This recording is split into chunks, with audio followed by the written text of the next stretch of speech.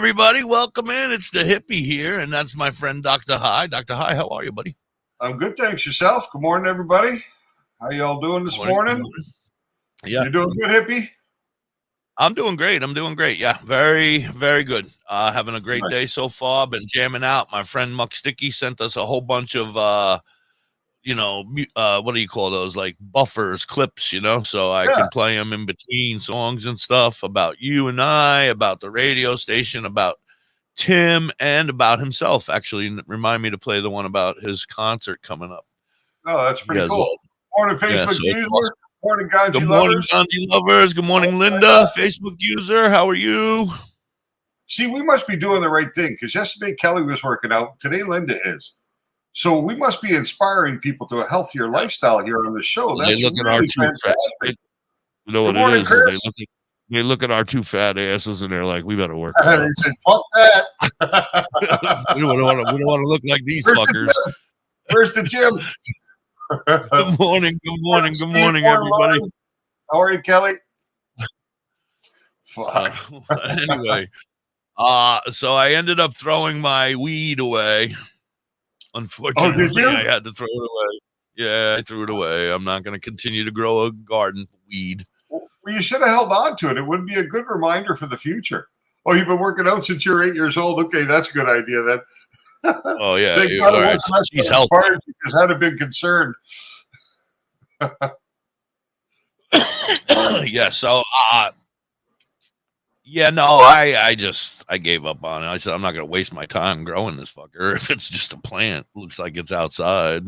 I got 40 of them out in the yard right there in that hole. I don't know what it is though. We'll wait. I'm going to let them keep growing, see what they turn into. Right. Oh, excuse me. Jesus. I'm going to wake my ass up.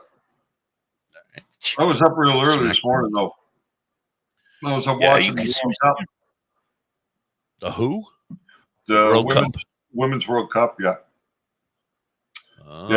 Semi-final today, Australia and England. So I was up early to watch that live before somebody spoiled it for me with the news giving me the final results or something before I had a chance to watch it.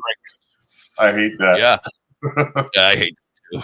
That's why I try not to listen to the news. Sleeping until 8. Oh my God. You bum. That's a life you got going on there, Kelly. 8 o'clock. I don't think I should have been at 8 o'clock I couldn't even remember the last time I was. A week ago, I got up at like 7:45 and I was like, holy shit, where did the day go? Yeah, I feel bad. I'm the most productive, like really the most productive from probably 6 in the morning till 10 in the morning. Those are really like my best hours. I can get through so much stuff in that time. And then after that, it just kind of drops off, Yeah. I am not productive at all. No. Not from the minute I get up. It's my goal to be as unproductive as possible. That's funny. And then, only if Mrs. Hippie is like yelling at me and get up and do something. Then I say, all right, fuck. Motivate me, right, woman? Anyway, motivate me. Don't get me in any more trouble. I'm already. I don't mean by kicking me in the ass. No, now, I'm trying to figure out this whole new platform we're going to try to start. I was starting to tell people already that we're probably starting on Monday. Going to be going from noon till 2. But Friday now, you just popped on me here that we're going to be going on. Yeah. What time do you think on Friday? That only happened last night. So. Yeah. And I was going to text you, but I figured if you didn't text me, I guess our guest isn't coming today. They never got back to you. They never got back to me at all. No, not at all. Which is really strange, but, hey, people are flaky, right? Yeah. Like that's a big problem with the way the world is these days. People don't show up when they say they're going to a lot of times, right? Right. It's hell for employers to try and hire somebody. They could have watched this. They could have watched an episode and saw my stupid ass and been like, we're not dealing with a puppet. Forget that shit. He's crazy. Dr. High's normal, but get that puppet out of here. No, some people might be afraid of puppets. Well, come on up, Kelly. You got the day off. Let's see what's going on. Let's have some fun. Let's inject some new blood into the. You want to put Kelly up here? I can. I mean, Sure, why not? What the hell? It's fun. I mean, these people are with us every day. Let's enjoy the experience all together sometimes. It's nice. Okay. Yeah, sure. She's up for it. Why not?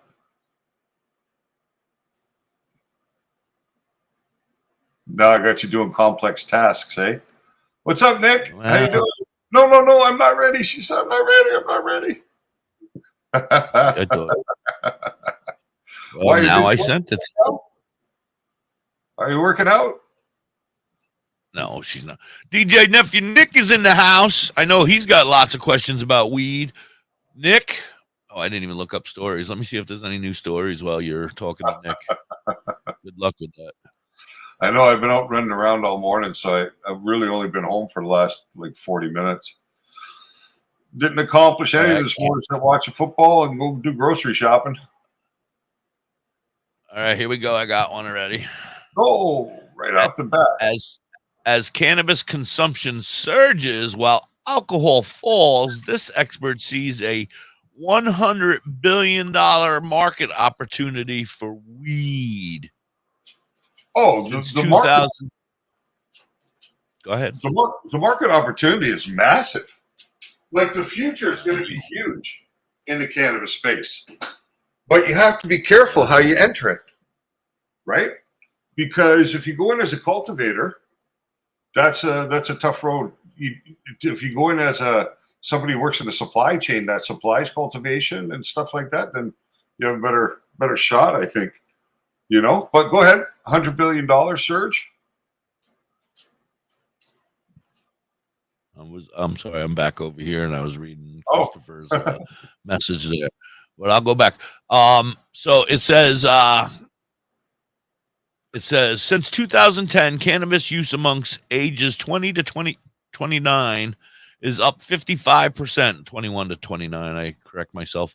While alcohol use in that same age bracket is down 11%. This isn't just a trend; it's a multi-decade growth opportunity. This is the convention of Aaron Gray of Alliance Global Partners, who recently shed light on the promising future of cannabis industry at the Benzinga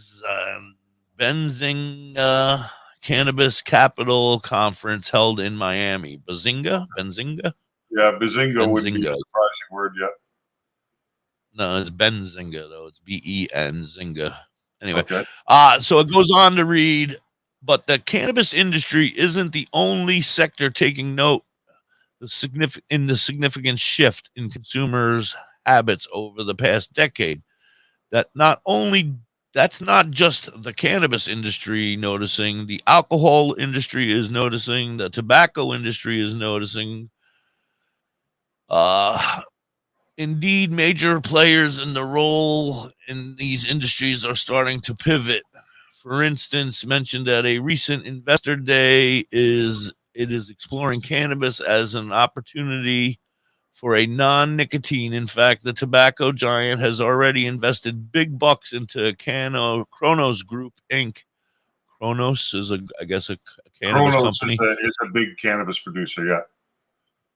Well, I guess Big Tobacco has already made a large, whatever. Well, yeah, they got the money and they see it.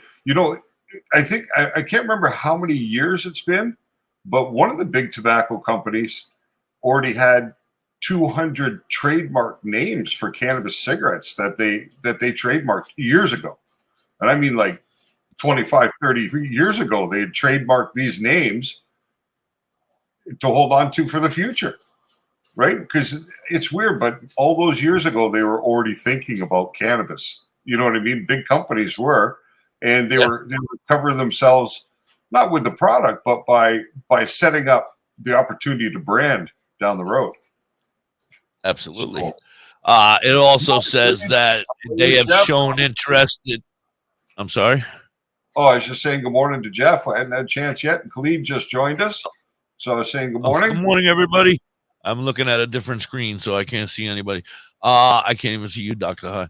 Mhm. The has shown interest. This company, Constellation Yeah, Constellation brand, another. Yeah. has shown interest in the cannabis sector, investing in Canopy Growth Corporation, which is another one I've heard of, Canopy Growth. That's Canadian. Gray also included to the broader acceptance and curiosity from distributors who are now starting to talk about it as well. The cannabis industry appeal isn't fleeting or temporary. This is an industry that is going to continue to grow, says Gray, emphasizing that the growth isn't just a short-term spike, but a consistent upward trajectory. Yeah. It is not 1 year thing. This is a multi-decade growth opportunity, he added. Oh Going yeah, on absolutely. as the future prospects, Gray's bullish stance remains unwavering. I'm as bullish as ever in the long-term prospects, he declared, forecasting an impressive figure for the industry's potential. I still believe that it is over $100 billion opportunity at full-fledged legalization. And that's Oh, easily, easily, because you know, young people wait, are one moving more away. second. For those eager to delve deeper into the world of cannabis, it is an emerging opportunity. The Bazinga Cannabis Capital Conference is set to return to Chicago on September 27th and 28th. More details are available on BZCANNBABIS bzcannabis.com, Okay. bzcannabis.com. And that's it. Okay, sorry. Oh no, it's okay. But I mean, it makes sense, right? Because the young people are transitioning away. Like in Canada, since legalization, um, they've seen an impact in the alcohol industry, beer and wine and stuff like that, because people are increasingly going towards cannabis for a couple of reasons. I mean, gone are the days like we had going out to the bar, partying all night and going home. You can't do that now. You know what I mean? With It's not, first off, with all the DWEs and everything, it's not yeah, safe. It's not, exactly, exactly. It's just that finally the message is getting across, right, to people about drinking and driving. The younger generation are picking it up because they've been seeing the commercials all their lives.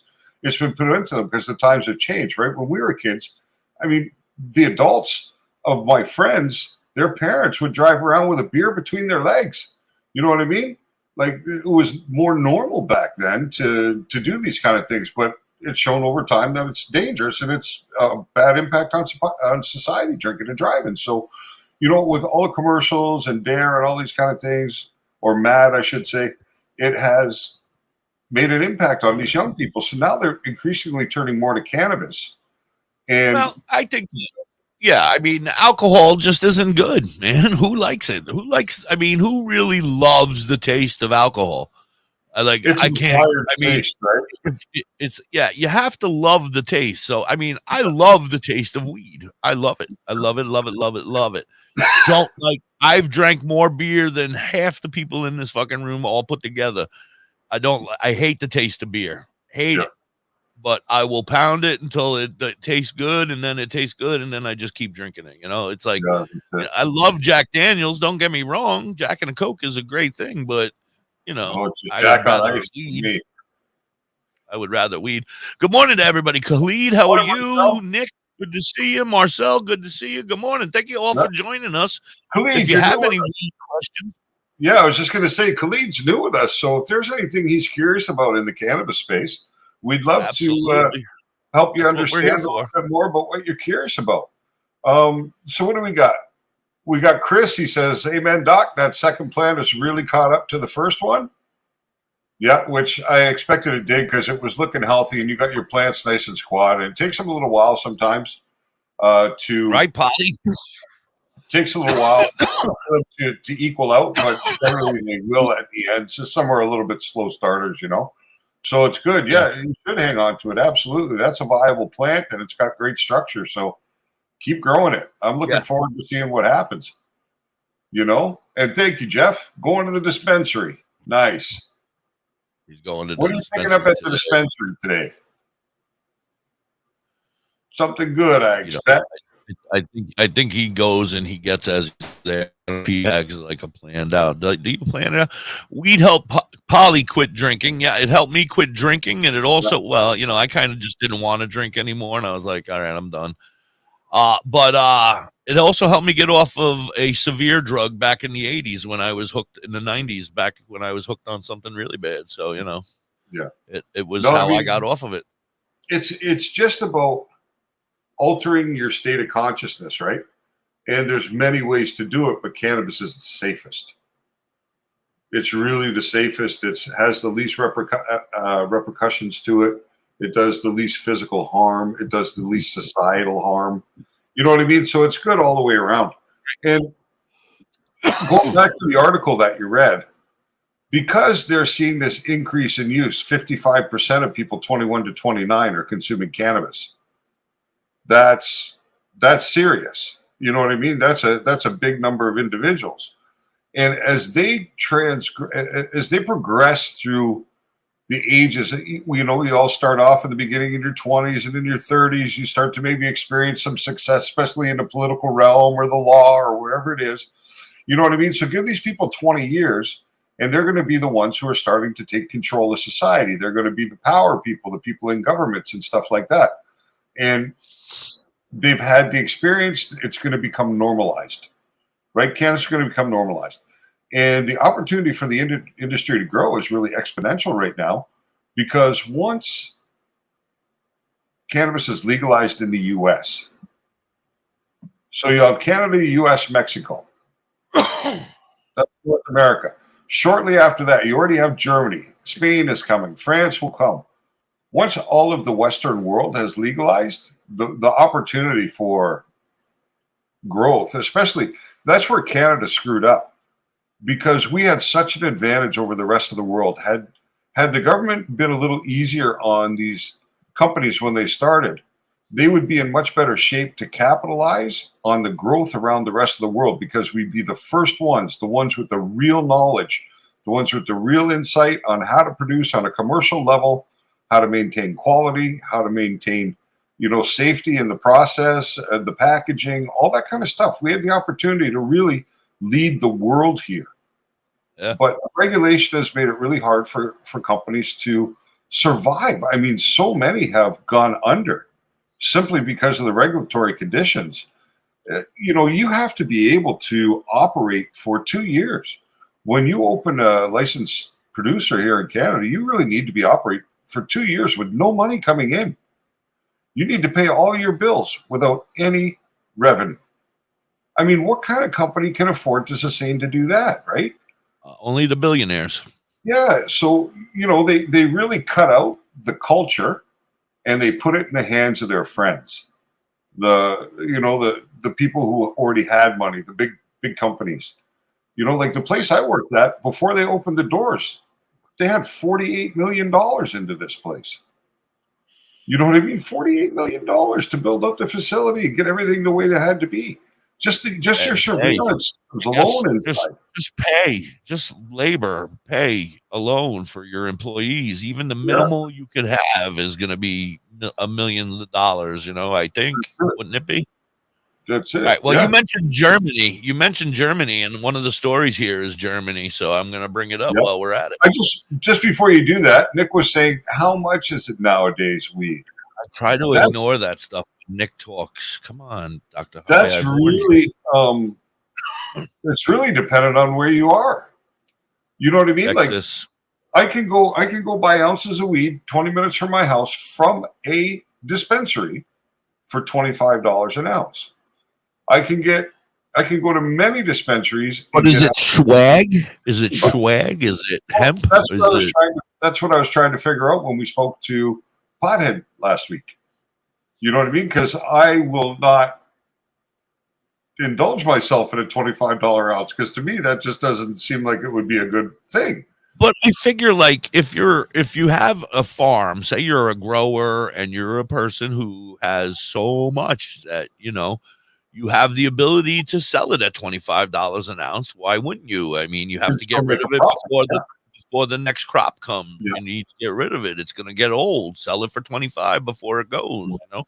Well, the cheapest production cost I've ever seen was about 80 cents a gram just to produce it, right? But the nutrients, the labor, the everything. And that's in a massive, massive operation. And this operation, people don't even go into the grow rooms. It's all mechanical. All the plant rotation is mechanical. Everything is like that. People really don't even handle the plants. So that's how they keep the cost down, because their labor costs aren't the same, right? Because cannabis is pretty Like labor intensive. Coca-Cola, they bottle in a cap and it moves They do down as a much conveyor belt. as they can. It goes This is down a a place conveyor called, belt. yeah, there's a company called Aurora that does this. Oh, I know Aurora. Yeah. And so They're here in PA, aren't they? they're probably all over the place. They're a massive, massive company. Oh, So, and then you have the place like where I work that Dave, our production cost was probably between $4.50 and $5 a gram. So it was expensive. So based on those numbers, you couldn't sell an ounce for less than 140, or you'd be taking a loss. Right at $5. right. But that goes right back to that same point we were talking about yesterday with buying $125 grams of dabs when you're actually putting $600 worth of at least $600 worth of flour into to make that $125 worth of dabs. Now, why would you pay $600 to make $125? Just doesn't you make could sense. do it a lot cheaper, right? If you know somebody who's a grower or you're a grower yourself, you can make dabs from trim. You don't have to make dabs from bud. You can make dabs from trim, because all those little sugar leaves, all the little sugar leaves have trichrome. They might have as much as, gonna rub my hands on all that shit this year. They might have as much as I don't know, masturbate with them. Yeah, they might have as much as 10% of the total available cannabinoid. Hi, Tammy, how are you?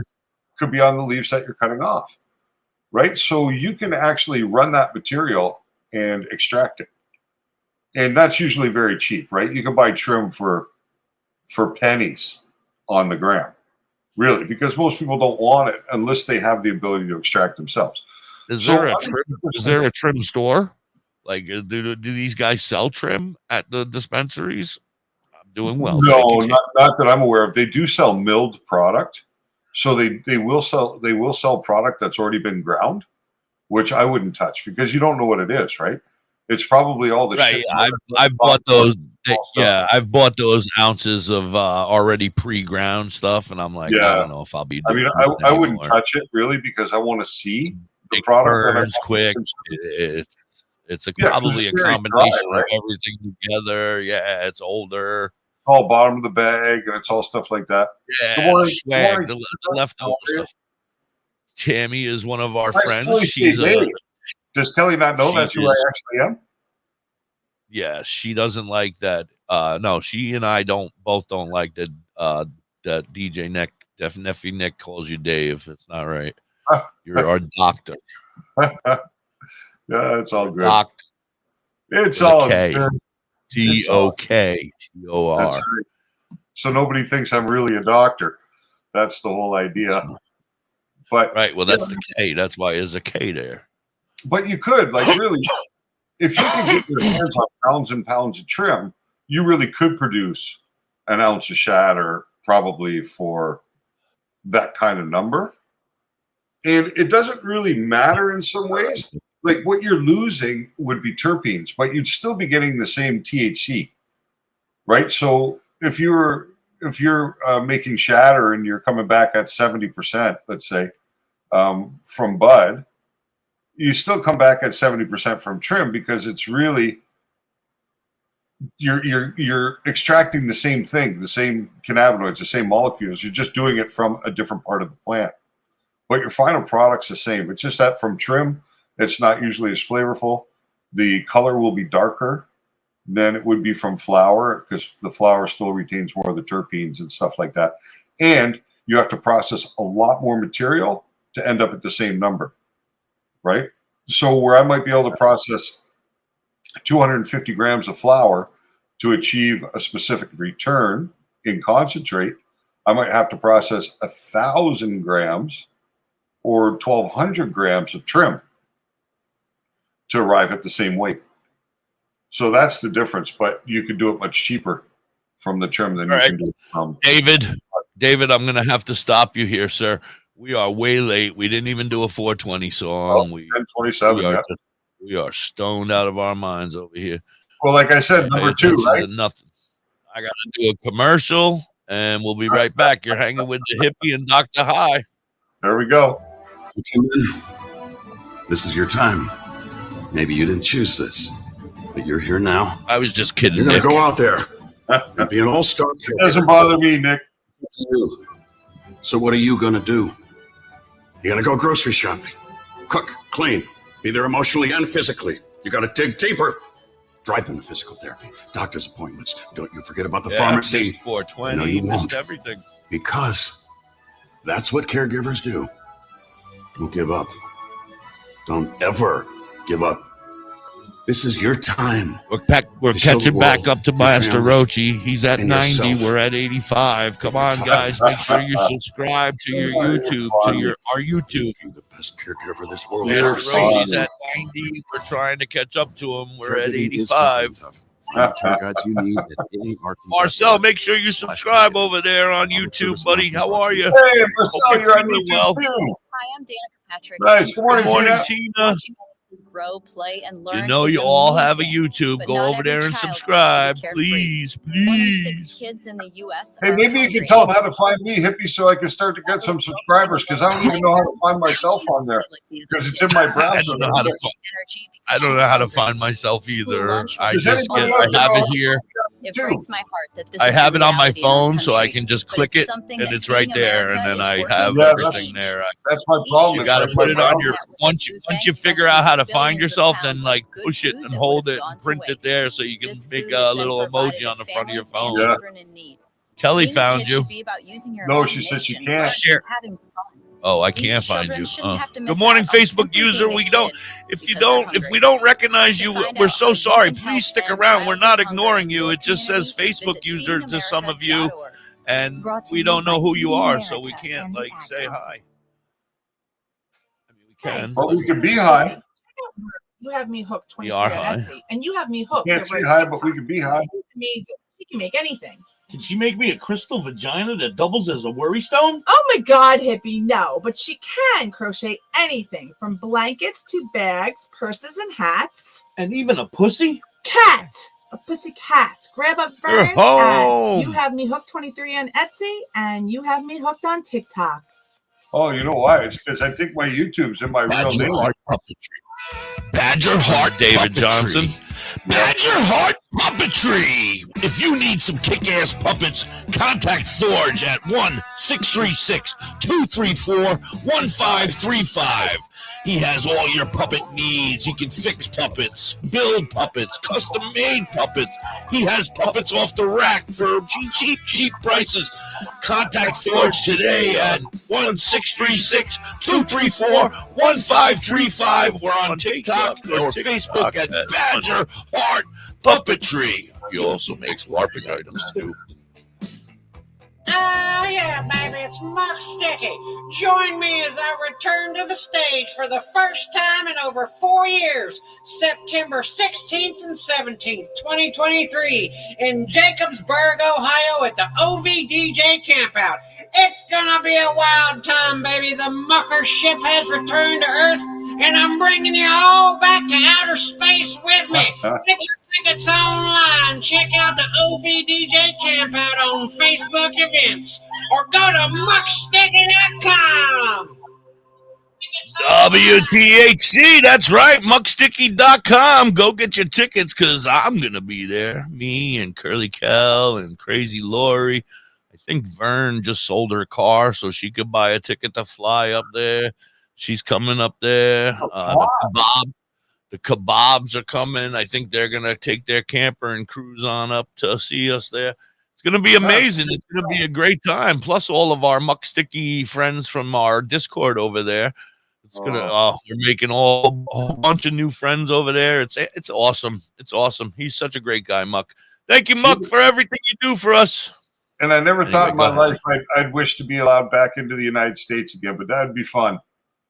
Oh, it's No. going to be great. Yeah. Wouldn't be good for me, Kel. I'd end up wearing bracelets and a waist chain and ankle Silver bracelet. bracelet. You got They it don't want already? me under that fence. I am Lori? out. Yeah. All right. Lori says she got her sticky order already, so that's awesome. They Nice. already came in the mail.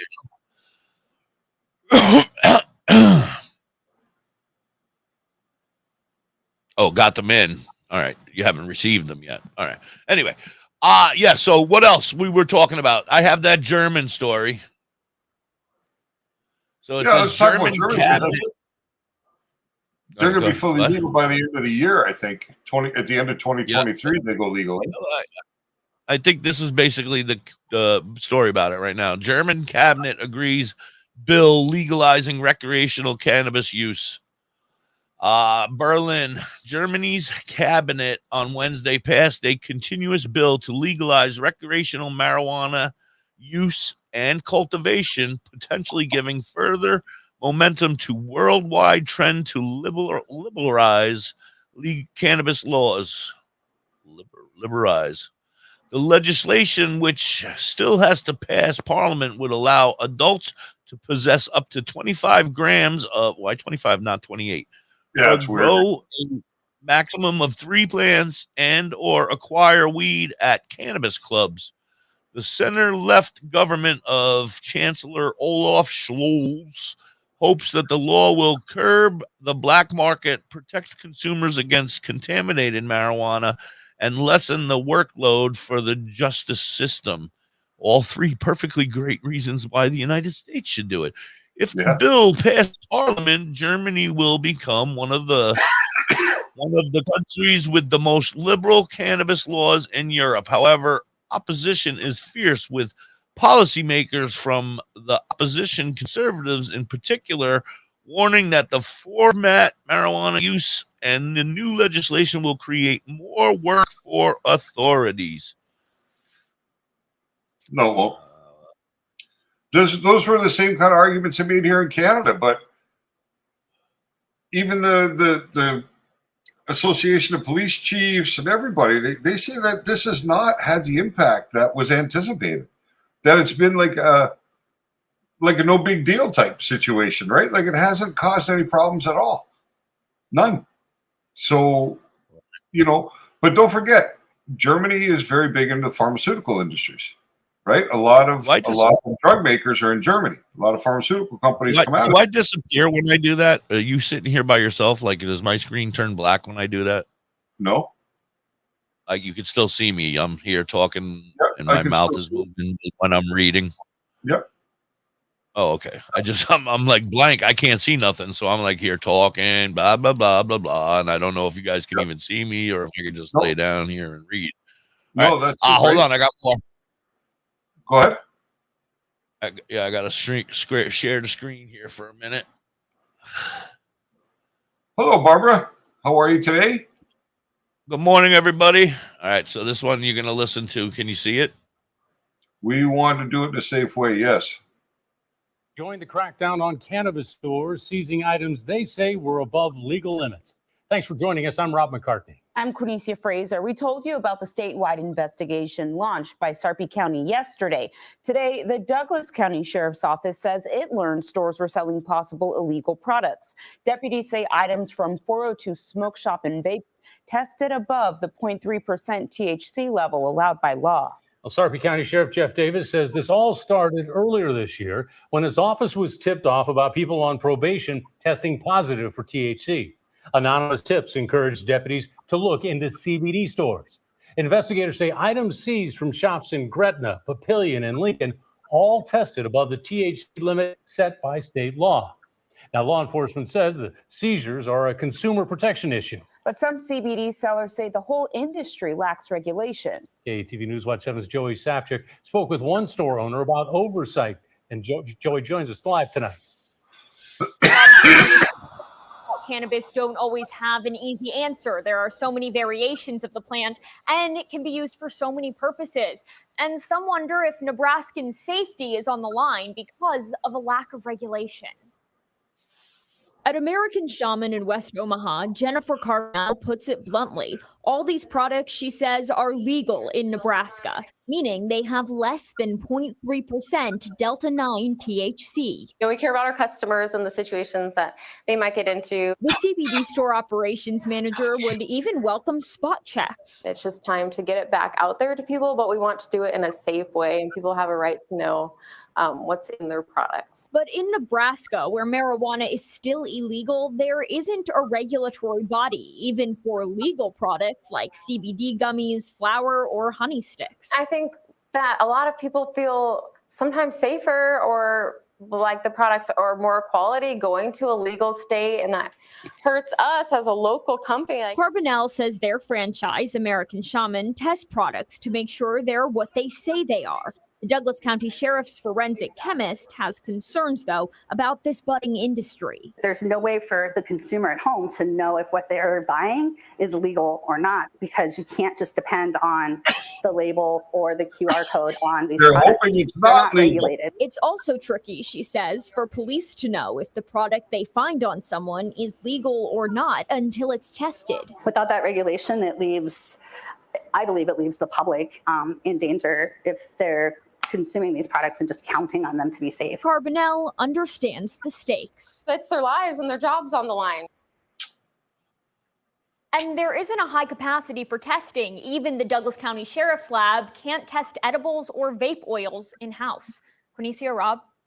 All right, Joey, thanks. And they can test them in-house. They just got to spend about $4,000 on a machine that will do it. So they could test for percentages because there's equipment out there that are used by cultivators, that are used by licensed producers to test their own product at home. It costs a few $1,000s. It's not a big deal, especially for a police department to invest that kind of money if they really want to go that far with it. But this is... How are you, Curtis? How are you, Curtis? It's taken me a little time, but I think if I figure it out for you, Dad, if I keep watching y'all. Good. Oh, awesome. Good. Awesome. We'd like to have you with us.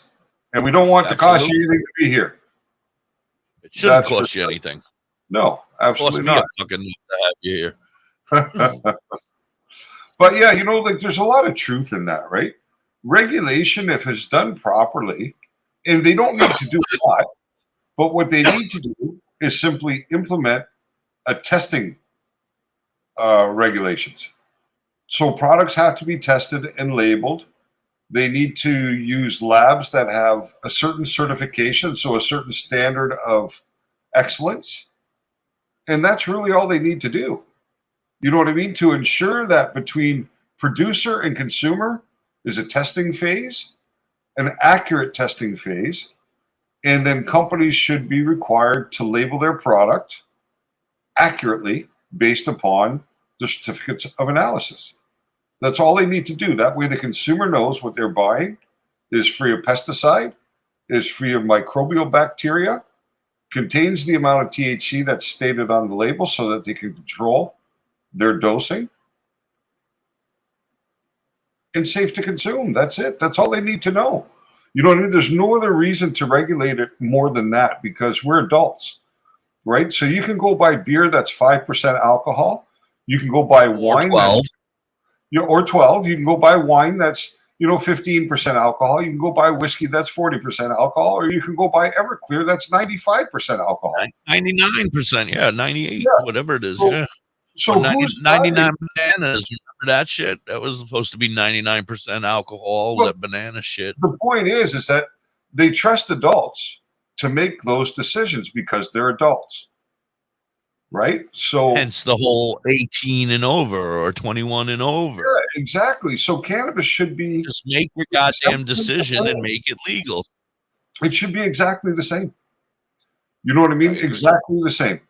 So, we're adults. It's our decision to make those choices for ourselves. To make the best choice for us. It's not for somebody else to intervene in that choice. It's only that we should have the proper information to make an informed decision. Simple as that. And testing accomplishes that if the labs that are used are held to a specific standard, right? Like, it's kind of funny, but I'm going to say 8 or 9 years ago, somebody came to me who was a fairly big grower at the time before it was legal, but they were legal because they were medical growers. But they had like 20,000 square feet of grow going on. They were very, very serious in what they were doing. And he came to me and says, you know, Dave, what would you do? Where would you go in the industry if you had money to spend or to invest in the potential of cannabis legalization? Where would you invest the money? And my answer right away was a lab to test. That's what I would invest in. That's what I would build, because it's pretty safe. Once you paid for the equipment and you have the technicians to do the work, there's no ongoing expense. There's only revenue, right? Now, don't take this the wrong way. Don't take this the wrong way. All right. But as a marijuana smoker, and I'm not picking on you in any way, okay? But as a marijuana smoker, I'm not interested. I mean, I want them to have labs to research the future of it, but I'm against them finding out if I'm under the influence while I'm driving. I'm not looking forward to them.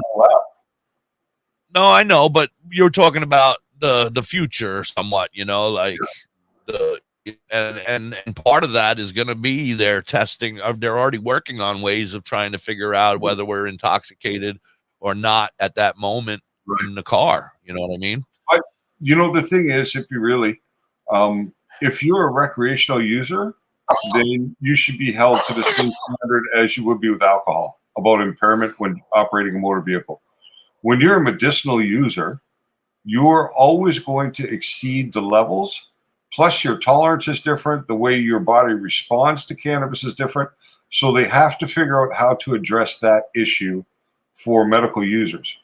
But like I said, even myself, who's been consuming cannabis for many, many years, when I'm here working on the computer and I just finished getting high, my reaction time isn't the same. My mouse doesn't hit that in the same spot. I have to be more concentrated, right?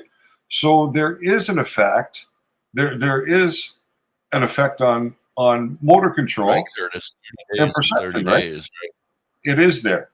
So it's a consideration, and it has to be a consideration.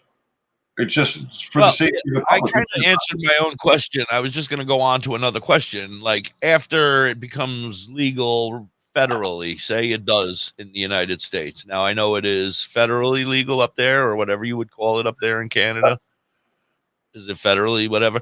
So, like, federally legal, yeah. I want to know, am I still going to be, I don't need my medical card no more? Throw it away and I can just go? Or do I want to keep that medical card? They're going to keep that whole program around. That whole program is going to be here so that even if it becomes legal, I'm still above the law. The hope would be that moving forward after legalization, people who do have prescribed cannabis, who do have cannabis prescriptions to use it as medicine, would then be able to get coverage through insurance. That would be the reason you'd hold on to it. And like I suggested to people here, I suggest they give us the better stuff too. The better stuff? Yes. Okay. Give everybody else the the lower grade stuff. The higher grade stuff should be for us medical patients. You know, and Stop and giving them giving out the caviar to everybody. Save it for the hippie. That's it. No, because I was working with a lot of patients, right? Helping them get licensed, helping them go through the process. When legalization was coming, the same question came to me many times because you did have to pay here, right? You had to pay to see the doctor. There was money involved. So people would say to me, listen, now that's going to be legal recreationally, then there's no reason for me to maintain my prescription. And in a lot of ways, that's true, right? If it's your only concern is access to medicine, then yeah, there's no reason because you'll have access to everything anyway. But there could be benefits to maintaining that when it comes to impairment on the roads, right? How you're judged by a court based upon cannabinoid levels in your blood or in whatever sample they end up testing, because they have to be able to separate medical users from recreational users, because as a medical user, you don't have a choice. A recreational user has a choice on whether to smoke a joint and get in the car and drive, or to smoke a joint and wait 4 hours and get in the car and drive. They have that choice. But a Right, and medical I totally agree. But I am in a bad situation here, doctor. Help me, doctor. I need you. I suffer from PTSD. Is just one of my many. He was like, "You're overqualified, sir. I'm sorry," and I was like, "Oh, thank you." And he was, and that's what my marijuana doctor said. And so, one of my things is that I don't drive. I don't like to drive, and when I do drive, don't tell nobody. I'm usually very high. Right. When I drive, I feel right. I am a medical user, what allows you to but drive. It's that the makes medicine me that able allows to drive. Exactly. Absolutely. If I didn't have that medicine, I don't even like getting in cars in at all. I hate them. I want to go back to horse and buggy. I'll clean up the shit behind my horse. Well, you're in Pennsylvania. I think you can find a community there. I technically can do it here. I don't even think I need to go to a community. I think is by law I can technically, if I can keep a horse in my yard, I could have a horse and buggy here. But I don't think you can have a tie-dyed buggy. Yes, I'm gonna get a fucking tie-dyed buggy. Tie-dyed buggy. You'd be in business. Tie-dye. I'll tie-dye my horse. Yeah. And you just grow one of those long beards. Get yourself a black suit for years. It just doesn't get any longer than this. The shit. You'd be good to go. I could be the Amish hippie. There you go. No, see, like, so these are the considerations that have to come into play when you're talking about legalization. You know, there has to be two different tiers of regulation. There has to be one that is for medical users and a side that's for recreational use, right? And the only way to document the fact that you're a medical user is to have a prescription from the doctor. If you don't have one, you are a recreational user. Plain and simple. It's very clear cut like that. When I first got my prescription here in Canada, when you fill out the forms with Health Canada, there's an authorization you have to give them to share your information with law enforcement. And when I first read that, I'm like, well, I don't like that idea, right? Because I come from a world where you don't share with law enforcement at all.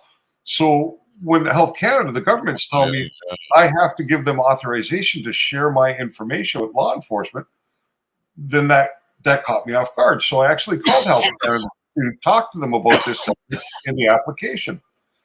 And their explanation to me was what put me at ease. They said, listen, if you get caught, because I was allowed to move around with 150 grams, right? I could have 150 grams in the car while I was going anywhere on the street. Yeah. So if the police pull me over and I got 150 grams, my prescription 3 ounces. It's not 4 ounces. No, it's about 5. It's about 5 ounces. Yeah. So my prescription doesn't come on a card like a driver's license. It's a big piece of paper, right? My authorization from Health Canada. It's 8 by 11. It's a massive piece of paper. You're not carrying it around all the time, right? Get it laminated and hang it from your window, your mirror in the car. Listen, I went one step better. I had my very first license put on a T-shirt. I have a T-shirt that has my very first medical marijuana license from Health Canada. My license to grow is on the shirt. So I actually own that shirt. I just put on some weight since I made it. So I want to cut you off for a second because this still goes back to that whole driving with the PTSD. Curly Kelly, yes, it is great when I'm high and I'm driving, but when I'm high and somebody else is driving, horrible. I am the worst back driver. Luckily, you're going to have me right next to you in the front seat.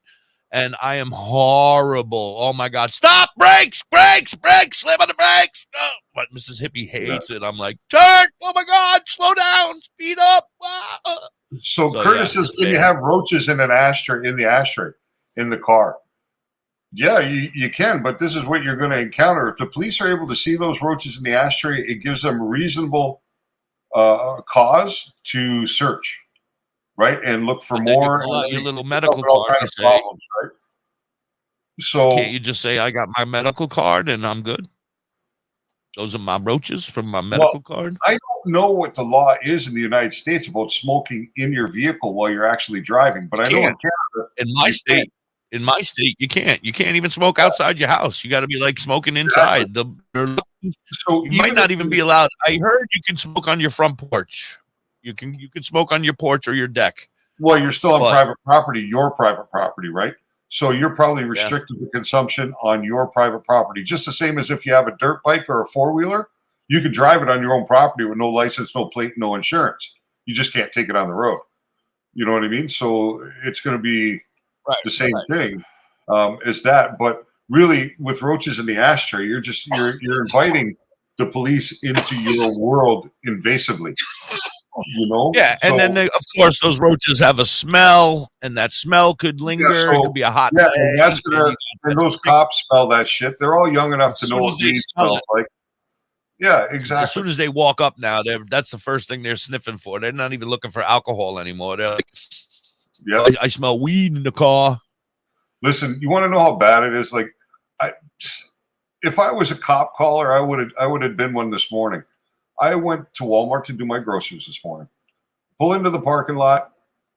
As I'm just turning the car off and everything, I see a guy coming out of Walmart, and this is 10 after 7 in the morning, with a couple of big cans of beer. He gets right in his truck, which is parked across from me, cracks that beer, and starts drinking it at 10 after 7 in the morning. In his truck, ready to go wherever he's going to go. You know what I mean? High, were you stoned? No, I wasn't. And really, to me, that's the kind of thing that makes me want to get out and go over and slap a motherfucker in the head, right? Because now he's putting others in jeopardy because of his own disease, you know? But it's the same thing. It's about being a responsible citizen. You have to, I mean, I'm all about look out for number one, right? You really do. You're number one until you have kids, and your kids become number one, but you're in that circle too. But outside of that, you have to have some concern for society too. Yeah, I mean, you can't allow your decisions to affect somebody else's life, like a drunk driver that kills an innocent person. It's not acceptable. You know what I mean? It's just not acceptable. I agree 100%. You know? I agree 100%. And I drove drunk once. Well, I'm not going to lie. You know, if it's in my neighborhood, which is still bad, you know, I would drive from my friend's house to my house. You know, that was the furthest I would ever drive, you know, from one house to another. If it was out of my neighborhood, I would never drive. I drove once when I was 22, 23 years old. It was a long story. Doesn't matter. After I got pulled over, luckily something else came up and they ended up having to leave, and they threw my papers in my face and ran back to their car and took off in a car about 100 miles an hour and left me there on the side of the road. But I was totally obliviated, drunk. I finished my ride home, and it was worse. It was worse after, because then I could feel myself and how drunk I was. Yeah. And then I said to myself, I will never drink and drive again. And I swear on my mother's grave, only You like never did. from my friend Matt's. Yep, I won't. I don't do it, and now I don't even drink. So, no, it's really the way to go. But, you know, getting high is kind of the same. I think if you're using it as medicine, then especially like in your situation, if you need to go someplace and you require, you know what I mean, to get yourself into a mental space in order to be able to do that, then that's one thing. But if you're just, you know, doing it for fun, like me, I'm a recreational user, right? I don't use medicinally. So for me to go into the car and smoke a joint while I'm going to the grocery store or something like that. Would you take a joint with you and then get to the grocery store and park in the parking lot and smoke a joint and then go into Walmart for 45 minutes to an hour? Let's say I was going bowling or going to a movie or something like that. Yeah, absolutely. Right. I would take a joint with me. Before I get out of the car at my destination, I'd puff that joint, and then I would go and have that 2 hours away or doing whatever right before. Yeah, that's a given. Now, I want to stress to everybody that I do smoke when I drive, but I don't drive. Like, if I've driven twice in this last month or last 2 months, that's a lot. Like, if I don't have to drive, I will not drive. I will force my wife to drive, and she'll be like, I don't want to drive. And I'm like, I'm sorry, but I'm not driving. I will tell her I'm too high to drive, and I will and then she hates when I'm high in the car with her. But she's got to deal with it. She's got to deal with this. Is the rest of my life. I got into a very bad car accident. I probably should be dead, but luckily I lived, and here I am. Yeah, no doubt. No, it's a good thing, but definitely I can see where Texas driving is probably worse than being high and driving. I agree with that 100%.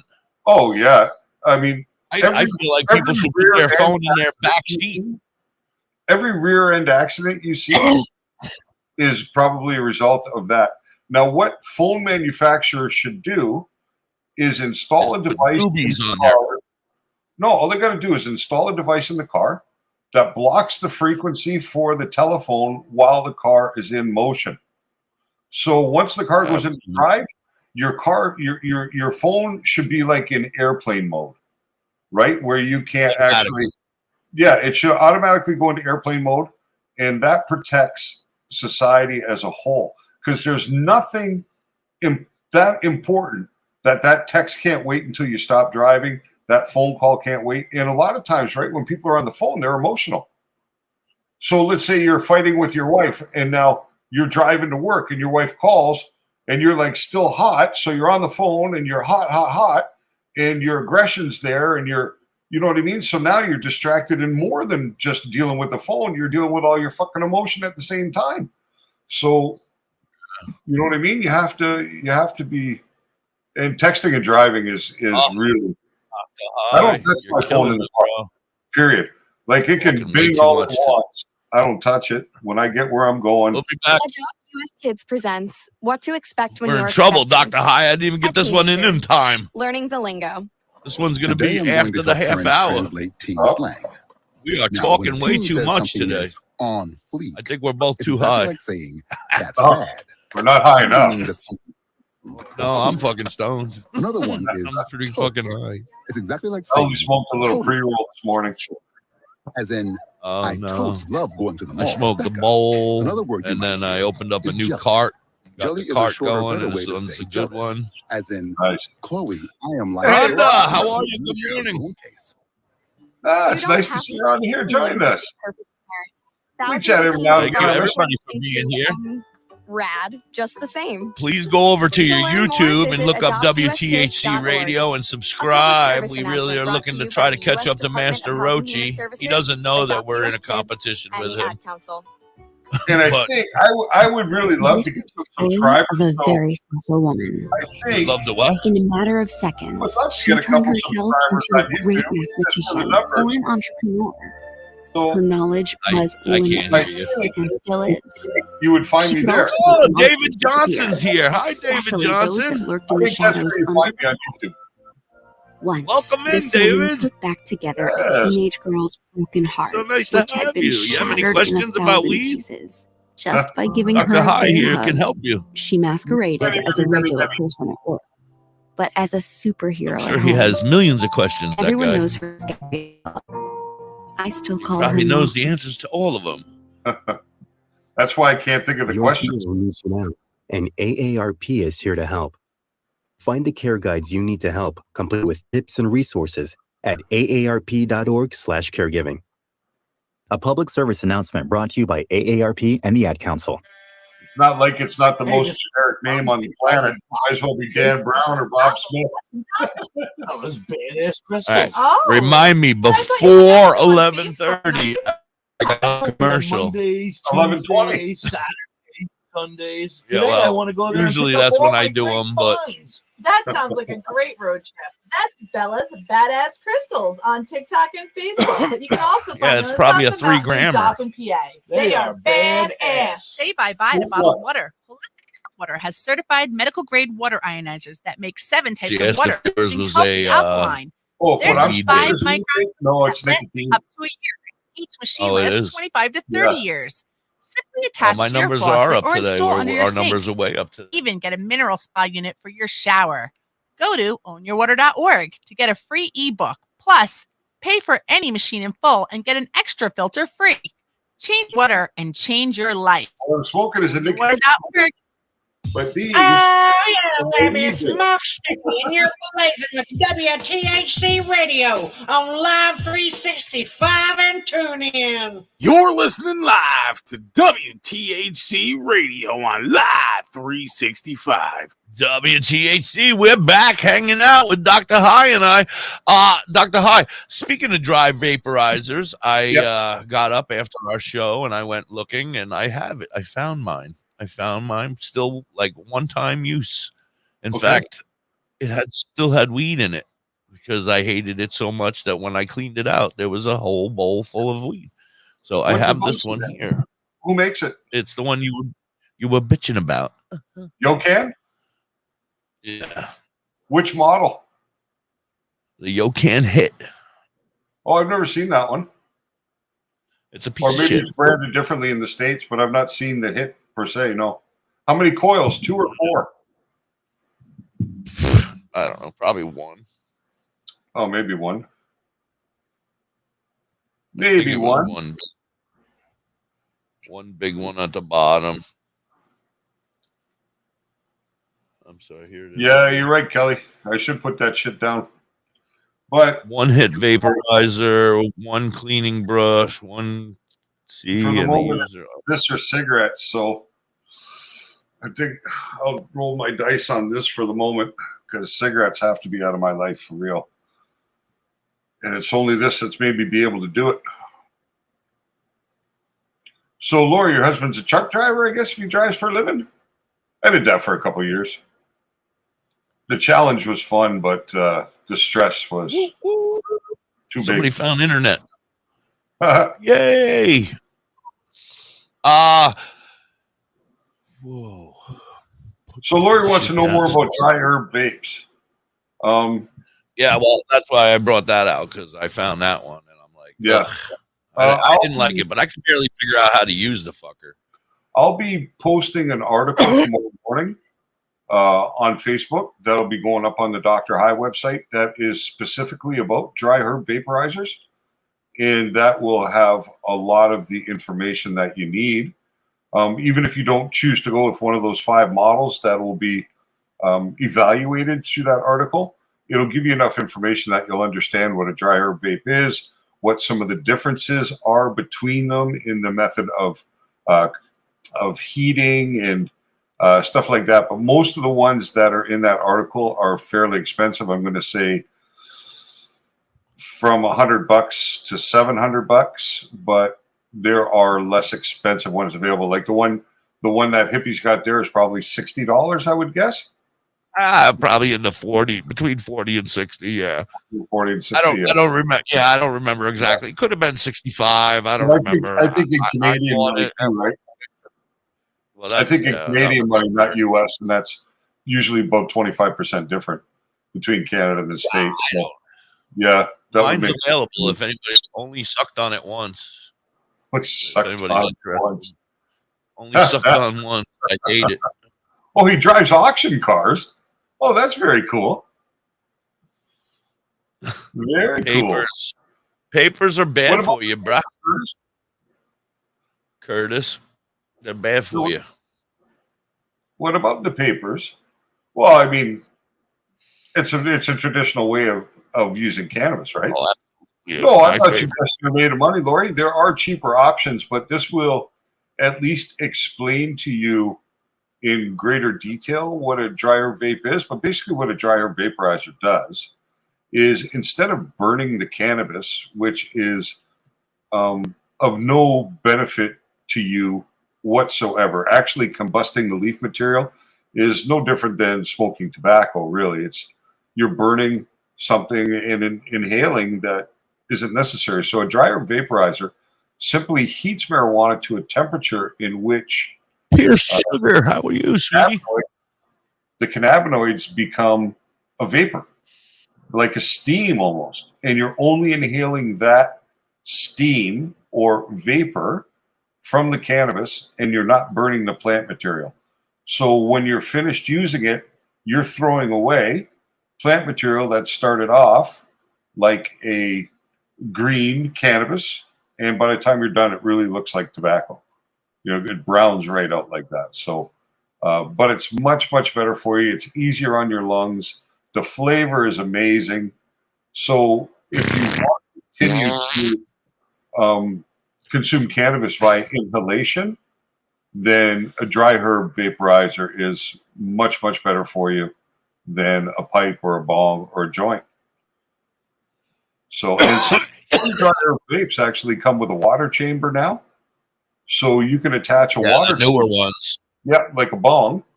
And then it actually cools that vapor even more, so it's even easier on your lungs. Have a good day, Marcel. Good luck with the doctor today. Marcel, yeah, good luck at the doctor's, buddy. Keep us posted. Oh, we don't want to bust the balloon. At least in my time, busting the balloon was drunk driving, so I don't want to be busting no balloons. Oh, in my time, busting a balloon was nitrous. Yeah, baby. Oh, right. At How the you doing, dead Chris show, Sugar? dead show, dead show, dead show, dead show. Mouth farts, talking crap. Mouth farts. What? That's not very nice. I don't even know what I said. What did I say? That's talking funny. crap again. I don't know. Pierce, make sure that you subscribe, sweetie, because we're trying to keep up with Master Rochi, and we're at 85, and he's at 90. Who's Slowly that? waking Santa up to Claus curse Day? me out. That's not very Just nice. say no. No. Just say no to No, saying no. Just say no to everything but weed. Rehab is for quitters. That was what we said back then. Is that what you mean, Nat? Yeah, that's because I don't like the dry herb vaporizer. I'm not a big fan of it. I don't. Maybe if I get a better, fancier one, then maybe it'll taste better and make me higher. But I felt like I was blowing out a puff of. I could blow out more smoke just holding my breath for a couple minutes and holding it in my. You know how you hold your lung and then you can puff out that little puff of smoke every time. Right? It's just a vapor. No smoke. It's crap. It's crap. Yeah. No, only if you need the visual, because you're still getting all the rest of it, right? And you're not because most of that smoke is blown out. There's no value anyway. I need the visual. I'm a visual kind of guy. I learn through vision. Andrew. Good morning, Andrew. Good to see you, buddy. Whatever Welcome happened to in. Spider-Man? We don't even see Spider-Man anymore. Spider-Man, because it's almost football season. So he's the Seahawks. Everything's the Seahawks. Everything's the Seahawks. What's Views? Pure Sugar? Is that a dry herb vape?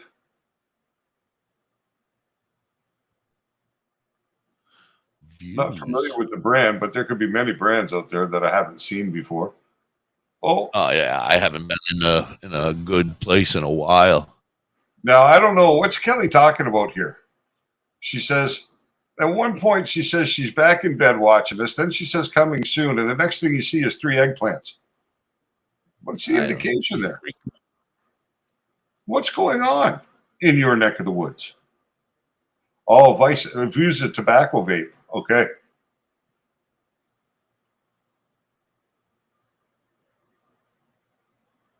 Try edibles, pills, disposable vape, and it hurts you, but I want the benefits. But the disposable nicotine vapes are horrible for you. Yeah. Horrible. Go back to the cigarettes. So, is it just the disposable vape that hurts you? Does edibles work for you, or capsules? Because you can still get the benefits of THC and CBD without smoking, for sure. There are many other methods of delivery that can be utilized. Well, let's talk suppositories. Now I got you back for telling me to make fart noises. We can get you with a suppository there, Pierce. I'll hook you up. I want to know when you're going to get to try your drops. And when is your CBD arriving? Has it been shipped? This is Hippie and my daughter are arguing over which brand, and I'm like, oh, you guys are just fucking killing me. So what brand do you see? Company, right? You're breaking up. I sent you the company. I sent you the screenshot of the people that I said that's the brand. I would assume that's the one right there. And they're like, oh. So I think it's being ordered today. But they got Prime, so it'll be here in like a day or so. You know, it's like one of them overnight kind of things, 2 days. Oh, we they have could an do it. Amazon right here in my backyard. But it's not coming from Amazon. Yep. Not the CBD. Oh, I don't know. Shouldn't be coming from buying it through Amazon. I thought I was buying it through Amazon Prime. No? No, not the CBD. The CBD is coming out of a lab in California. Yeah. Oh, that's probably why we're having issues, the dumbasses. Yeah. They're looking at it on Amazon Prime. Yeah. They just have to go to that company. Okay. I'll tell them that. She's not opposed to putting some THC in her butthole if it's gonna work. Well, then there you go. You just have to find the closest place that makes suppositories for you. And it actually they are works there. better. They have them. It works they work better than, sometimes. Well, no, it works better all the time because the absorption through those. Not if you have a fat ass like me, sir. Not if you have a fat ass like me. I have a lot more membranes. Yeah, but it's just for some reason that tissue that the suppository would be absorbed through is very absorbent. So you could cut your dose and get the same effect right from there. It's a really effective way to dose, especially let's say somebody who's got, throat cancer or something like that, where they can't actually swallow things quite the same way. Or swallow, yeah.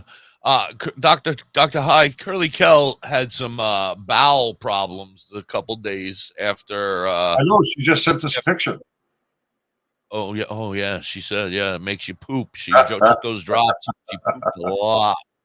I'm not interested in pooping a lot. I already poop a lot as it is. No extra poop. We're going down the wrong path. You got membranes. A lot of man brains. Membranes. That's funny. Why are you picking on me this early? Pierced. Do edibles work for you though? I mean, I'm trying to figure out your earlier kind of statement there about edibles and pills and stuff like that. Basically, I think that none of them work. They're just going too fast. Yeah, it's just the messaging went too fast. It says edibles don't seem to affect me, but when I go to a higher percentage, it seems to overdo it. A higher percentage of edible? So at what level do you find you take that you don't find the effect, and at what dose edible are you taking that seems to over affect you? And then we can work backwards from there. Because if you're taking like a 10 milligram edible and it's not doing anything, and then you're jumping up to a 50 milligram and it's really hitting you hard. My goodness, getting her There'll be hard. a spot in between, right? Did you just say getting her hard? Hitting hard. Hitting hard. Oh my goodness. The dose. Yeah. All right. Well, you two talk about that. We'll be right back. We got to run a commercial and a 420 song. So you're listening to the Hippie and DoktorHigh live on Live 365 and tune in. And of course, over here with our friends on Facebook and YouTube. Thank you so much for being here, you guys. Hey, Dad, your prescription will be ready in just a minute. Hey, Dad, your laundry will be ready in just a I could minute. have swore he said getting her hard. Dad, your lunch will be ready in just a minute. Hey, honey. Why don't DoktorHigh. Oh, you got a call? Sorry. When you help care for a loved one, you give them as much time as you can, making sure they're safe and comfortable. But just as important, take some time for yourself. At AARP, we can help with information and useful tips on how you can maintain a healthy life balance, care for your own physical and mental well-being, and manage the challenges of caring for a loved one. Because the better care you take of yourself, the better care you can provide for your loved one. Thanks, Dad. Thank you. You're there for them. Well, DoktorHigh could look up the dispensary if you know the dispensary, Pierce. He can look it up and he can find out if they have suppositories there for you in Michigan. Brought to you by AARP. And he'll tell you what to get. Yeah, if you know where you're going. She says she's going. I have a story of Michigan, All too, right, coming class. up. Let's hear what everyone did this weekend. Jill? If we need to get to I stories, raised my but older there's a sister Michigan to a big story. oak tree. It was at least 100 years old. My mom said I must have set a All right. record or something. And then we went down by a Did you stream. Yeah, no, I was just reading. Huge rock. Thought you bumped And your saw head. all of these little minnows swimming around way below us. I And did then that when I was a baby, and this is what happened. Slug King, who was guarding him at the bush fortress. And my sister and I brought him back to The our silver twin shaping. for safety. And then we all laid Big out head. and told stories until it got dark. And the Big Dipper led us all the way home. Awesome. Where were you, Jill? Yeah. We went to the forest. It's not that far away. Anyone want to come this weekend? Ask your parents to take you and your friends to the forest this week and find the fun, adventurous you. It's closer than you think. Check out discovertheforest.org. Brought to you by the U.S. Forest Service and the Ad Council. Come hang out on WTHC Radio with the hippie. He makes my nipples tingle. This is Crazy Lori, and you're listening to WTHC. Just one of my stalker fans. With the Hippie and DoktorHigh. Don't panic, y'all. It's organic. Hey, this is Mrs. Hippie. Check out Vern at You Have Me Hooked 23 on Etsy, and You Have Me Hooked over at TikTok. She's amazing. She can make anything. Can she make me a crystal vagina that doubles as a worry stone? Oh my God, Hippie, no. But she can crochet anything from blankets to bags, purses, and hats. And even a pussy? Cat! A pussy cat. Grab up Vern at You Have Me Hooked 23 on Etsy and You Have Me Hooked on TikTok. Badger Heart Puppetry. Badger Heart Puppetry.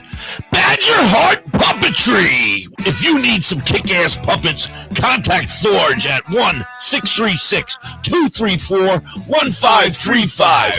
He has all your puppet needs. He can fix puppets, build puppets, custom-made puppets. He has puppets off the rack for cheap prices. Contact Thorge today at 1-636-234-1535. We're on TikTok or Facebook at Badger Heart Puppetry. He also makes LARPing items, too. Oh, yeah, baby, it's Muck Sticky. Join me as I return to the stage for the first time in over 4 years, September 16th and 17th, 2023, in Jacobsburg, Ohio, at the OVDJ Campout. It's gonna be a wild time, baby. The mucker ship has returned to Earth, and I'm bringing you all back to outer space with me. Get your tickets online. Check out the OVDJ Campout on Facebook events or go to mucksticky.com.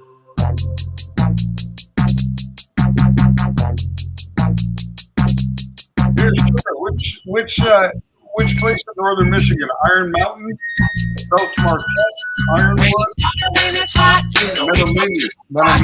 single day, every single day.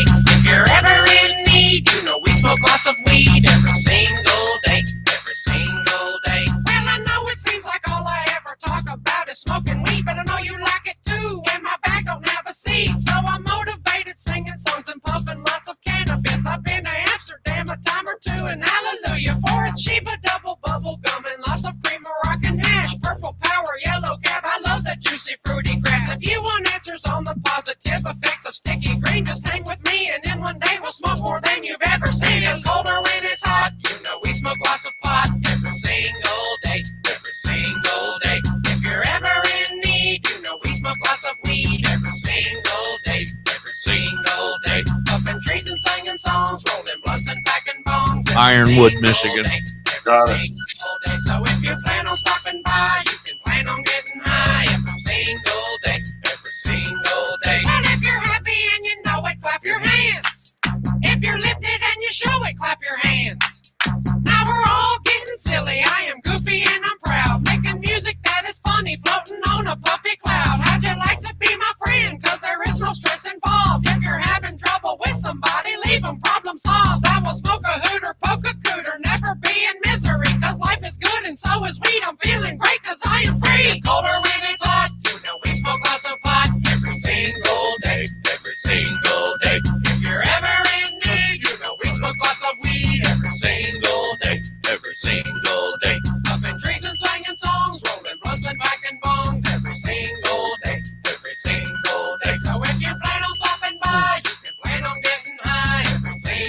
day. Every single day. Dippy, you need to go to Michigan, my man. Oh, I know. I heard. Wow. I've heard. And as I told you, I got a story up here about Michigan. Really reasonable prices. WTHC, that was Muck Sticky with Every Single Day. That's like my theme song. That's our theme song there, Dr. High. Every single day. We like to smoke a lot of weed every single day. That's it. I love it. It gets me going. It gets me pumped up and ready to go. Curtis, yeah, we love Muck. We hang out. He built us a little room on his Discord over here on Discord, and we hang out in his Discord. We have a WTAC radio room, and we hang out over there, and he's in there with us all the time, hanging out. He's making songs, and we're chilling out, hanging out with him, watching him perform, and then getting ready for show, getting ready for his next song or video or whatever. It's awesome. Anyway, we're going to see him on the 16th and 17th in Jacobsburg, Ohio. Oh, it's a great song. Yeah, he's got so many. I have 127, but I heard there's like well over 200. I still got to collect more. I'm still looking for them all. Whew. Anyway, what are you saying over there, Dr. High? I got a story about Michigan. It's a quick one. Let me read that real quick before you do there. All right? Yeah, I'm looking at that dispensary. So go ahead and do the story. We'll talk about it, and then it says it's a quick little story. It just says Michigan is on pace for record cannabis sales. Michigan was one of the trailblazers for marijuana reform when it became one of the first states in the Midwest to pass a law legalizing recreational cannabis use in 2018. Despite the fact that the state has one of the most liberal personal use provisions of any of the 23 legal states, you can own up to 12 cannabis plants for personal use in Michigan. The state tax coffers, it says coffers, are set to see a record amount of revenue from the plant this year. Combined cannabis sales in the state totaled $275 million in July. The state's cannabis regulatory agency reported with adult use sales jumping over 40% a year ago to $270 million. For the year, cannabis sales are on pace to reach $3 billion, a revenue mark reached only by one other state in the country, California. Now imagine if they legalized in all 50 states at those same kind of numbers. That's $150 billion a year in sales, and another how many billion in taxes? It goes on a little bit more. Yeah, it goes on a little bit more. It says New York expects to reach a total market size just under $6 billion by 2027. Consumers in Michigan still prefer old school flower to this electronic vaping, with total flower sales reaching 126 million compared to 51 million for the vape cartridges. Despite being illegal federally, states where recreational cannabis is legal are competing for growers who are attracted to places like Oklahoma, where licenses to sell just cost $2,500. Pretty cool. That's fair. That's a low barrier to entry, but that also allows a lot of people who may be unscrupulous into the game too. So there's two sides to that coin, right? Yeah, Hawaii got fucked up. I'm hearing every day it's worse and worse. Well, looking at this rise in ironwood, you can get 10 grams of pure for $124. That's $12.40 a gram. Incredible. Really an incredible number, and that's 74% THC. Huh. Hard to beat that. That's for sure. But let's get back to pure sugar. Okay. Back to pure. So she's looking for something with pain relief and anxiety relief. Doesn't like the additional, and the trial and error is expensive. So they have a pretty cool mix here of tinctures, which are really good because you just take a couple of drops and put them under your tongue. And for you to combat what you are going through or what you're trying to deal with, which is pain relief and anxiety, I would actually use a combination of two products and take them together here. They have a Tree Town tincture, THC, that's at 200 milligrams in the bottle. And then they have another product called Upper Paradise CBD tincture, which is 1,000 milligrams. So between the two bottles, you're looking at $80 for both. Not 80 a piece, but $80 for both. And the dosing here, they look like 30 ml bottles. Let me just see if I can get more into what the size is. Yeah, it doesn't say the size of the bottle, but looking at the bottle, I'm going to say it's a 30 ml. So when you break that down, you divide 1,000 by 30, which comes to 33. So per eyedropper would be 33 milligrams of CBD. And if we go back and look at the THC, which is at 200 milligrams, actually, you might actually enjoy a 1 to 2 to go with that. That's CBD and THC and CBN. But Say that again, you broke up a little bit. Oh, I was just looking at the... They have another tincture that I didn't catch there that is a 1 to 2 ratio. It's only 7.6 milligrams THC, but it's high in CBD, CBN, I'm sorry, which it's double CBN, so it's 14.69 milligrams CBN. But if you were to use a combination of those two products, the THC is very low. But THC doesn't have to be high to address things. Really what you want to do is induce the entourage effect. And in order to induce the entourage effect, which is your endocannabinoid system working in conjunction with the cannabinoids that you ingest to promote healing, to reduce inflammation, to control anxiety and nausea, to give pain relief.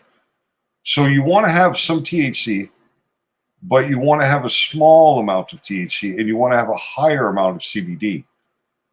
So you might want to take, to start, a 20 milligram CBD to 5 milligram THC. Now, you may not feel the THC, but that's okay because you're really not concerned so much with the high as you are with the pain relief and the anxiety relief. And you shouldn't have a great psychological effect at 5 milligrams THC, but you might find that beneficial. So that's what I would look at, is the tinctures, because they go under the tongue. It's rapid absorption. You'll feel the effects within 15 minutes or so. So pretty effective. That's what I would try. I think you meant N, but CBN gives you the feeling of being stuck, though. Stuck in what way? I guess like slow. But if you're going to have anxiety, you're always going to want to stay away from anything that's going to give you that extra energy, like those sativas. You know, you're going to want to be an indica base no matter what, because anxiety comes from those sativas. So if you're using a sativa, you're going to end up with anxiety. Yeah. Maybe, but high THC can cause that too, right? Too high of a THC can induce the anxiety or the hypermesis. So, says you. Well, the science. Beer makes you pee. It does. It does. Good one, Curtis. Only if you break the seal. Once you break the seal, then it makes you pee a lot. That is kind of. I mean, when it comes to CBN, there is varying reports. There's a big conception that CBN does make you sleepy, put you in the couch and that, but I have read articles that say that that's actually more of a myth than reality. You know, so I know it's expensive trial. I don't see where you can lose with that combination for an attempt. Yeah, see, sativa hybrid. There you're getting your anxiety right there, girl. Not guaranteed, but I mean, if you go to those indicas, I know that indicas suck because they make you feel that sleepiness, but I'm on an indica every day. You get used to it, you kind of don't get that sleepiness as much. You get used to it and you work your way through it, you know. You might be a little tired, but you get through it. I get through it, you know. I'm like, and how do you find the one-to-one for your hands?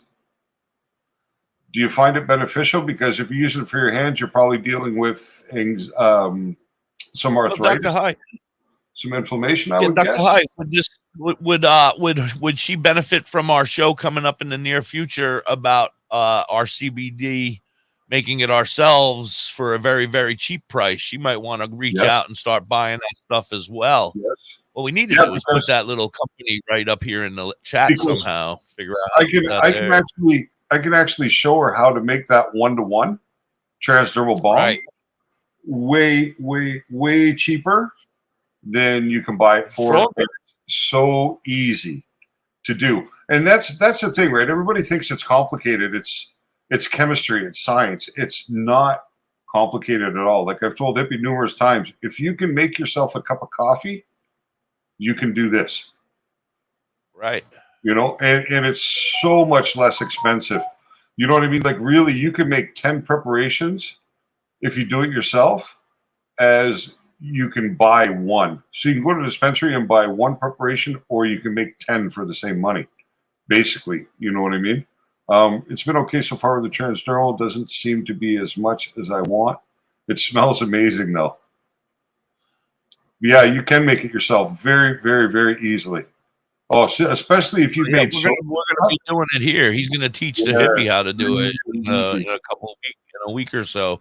Hopefully, if these fuckers get on the damn ordering of it, my backstage crew is they're very lackadaisical. Oh, that's the thing, right? Everybody thinks it's very complicated, but it is complicated. If you're looking at a bag of dried flour and you're saying, okay, I want to make a cream, yeah, it's complicated.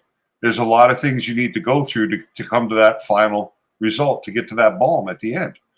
But with the availability of concentrates through the dispensary system, it's really very easy because all the complicated part has been taken out of the equation.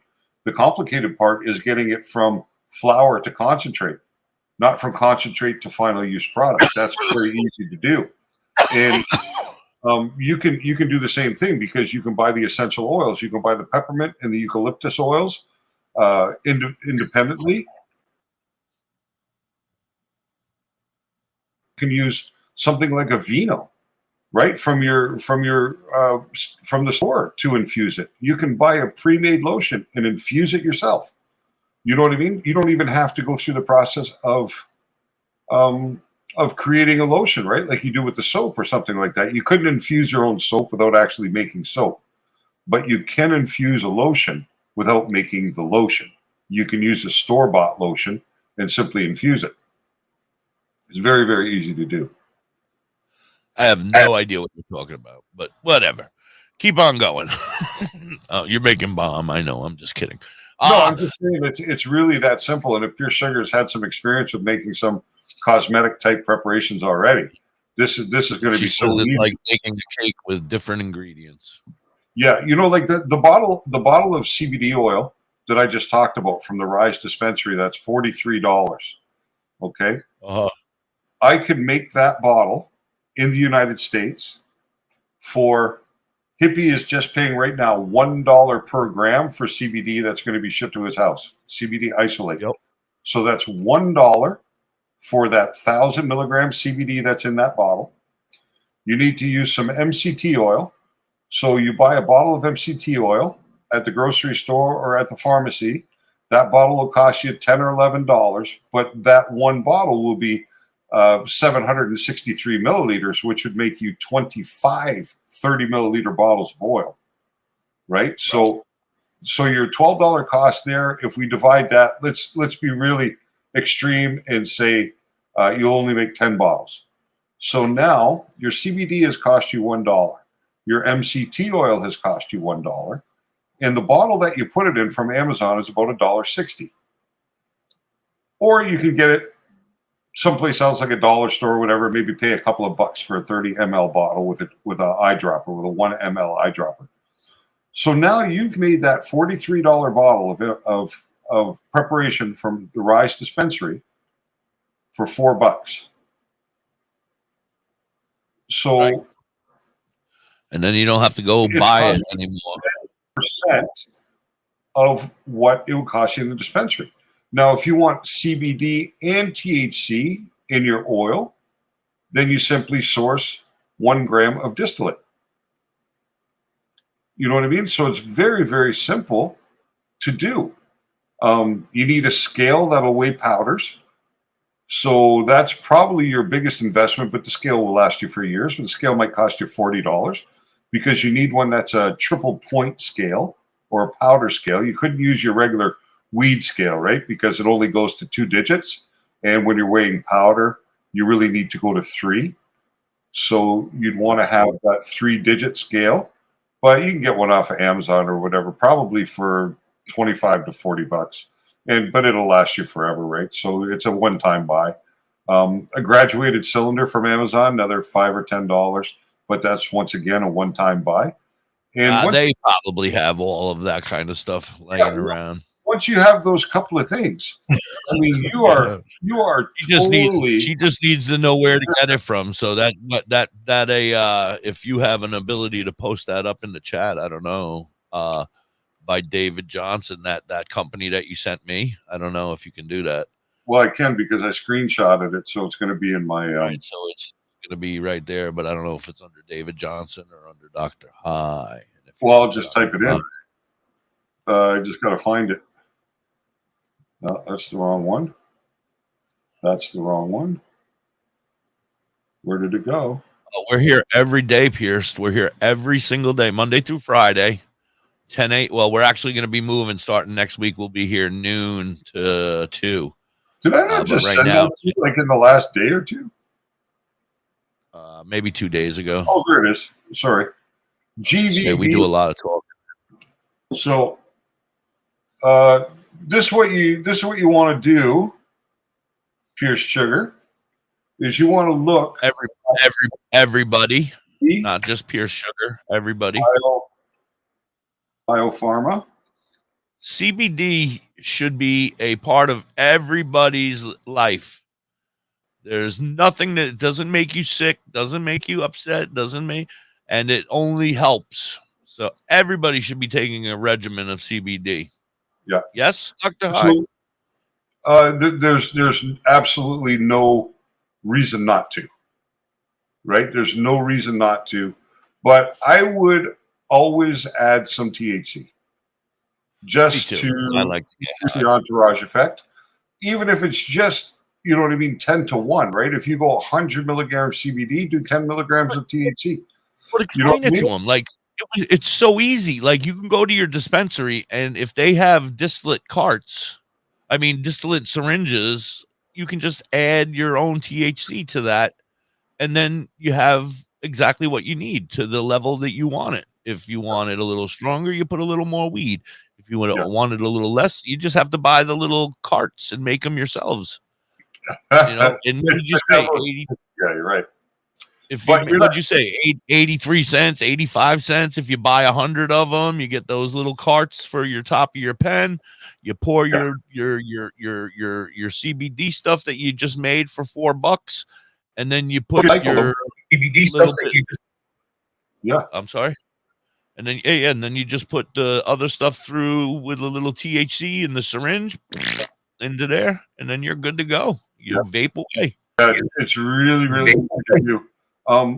So that GVB Biopharma is a company out of California that specializes in things, but CBD is part of what they do.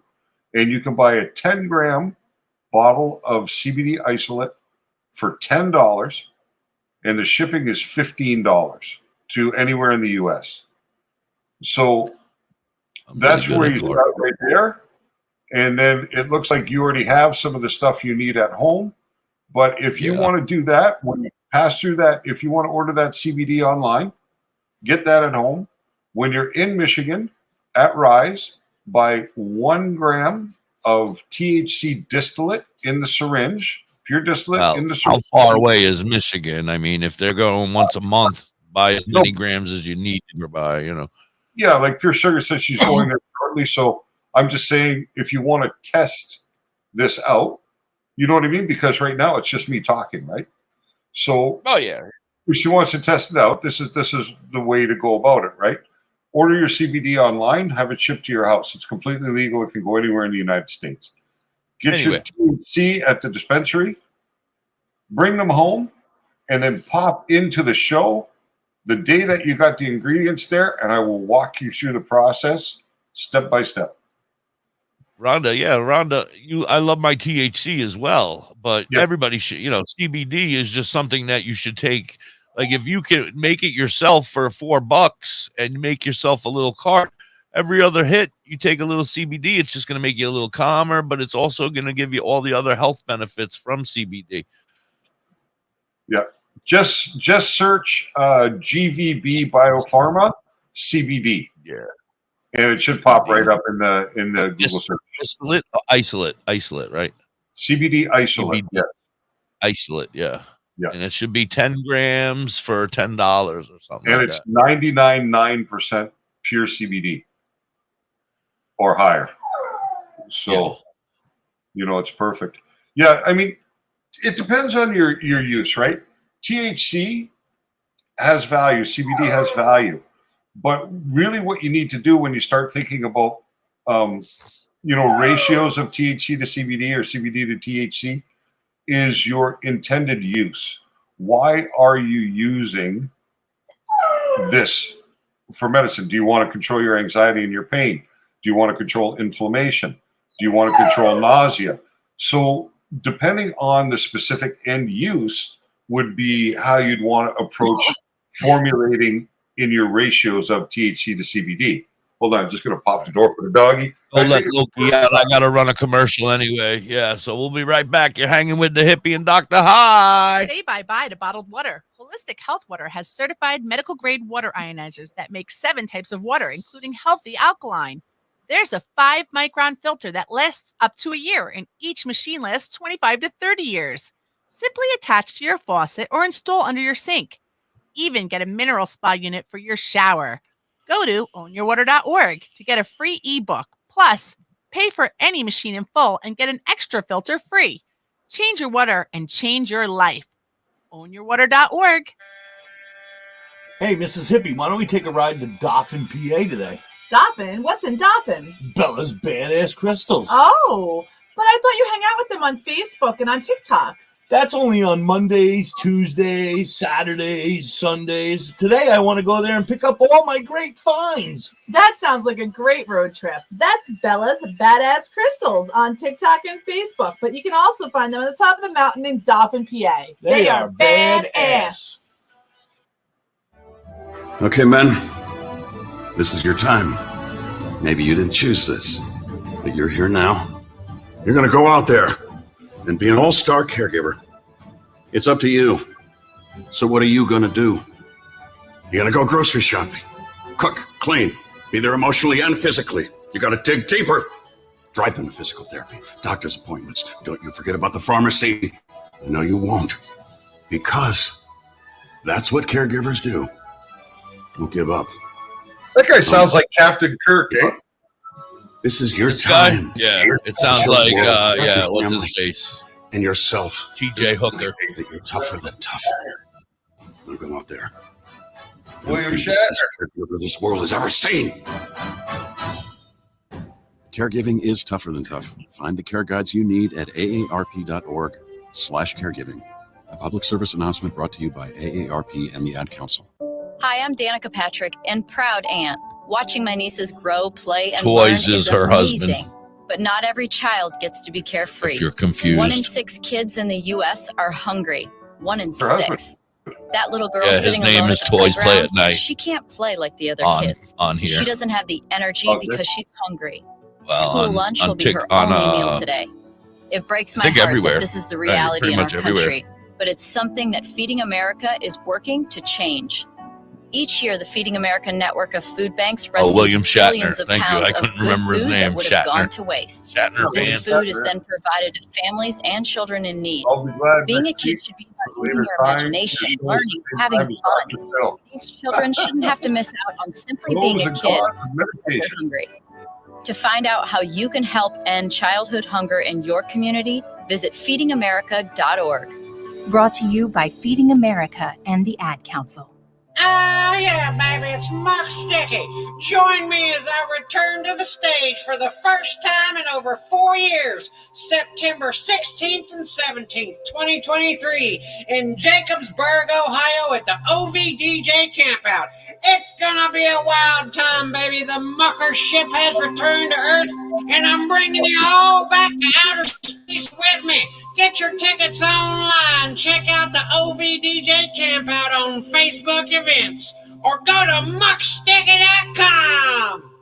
WTHC, mucksticky.com. Go check them out. It's amazing.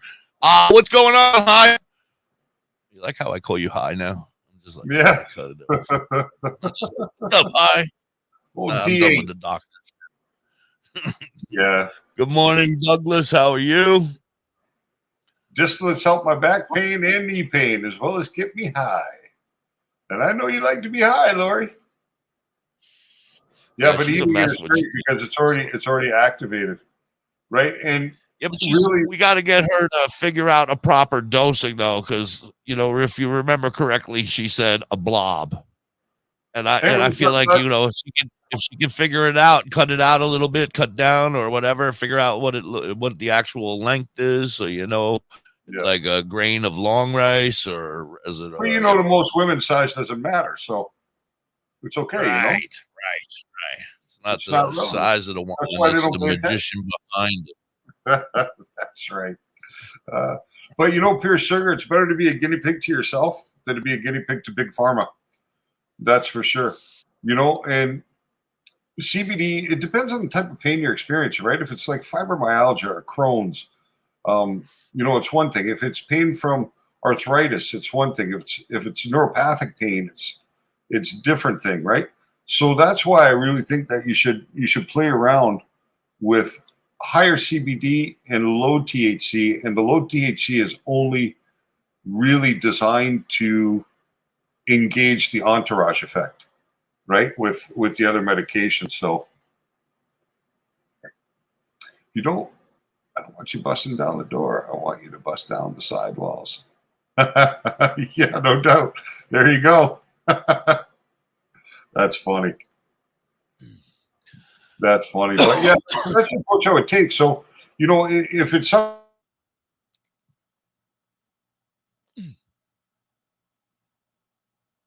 the sort of thing we want doing with people. I don't know. You're frozen. Yeah, I can see that. Yeah, I'm here. Come on, stick with me, Sort buddy. of. Stick with me.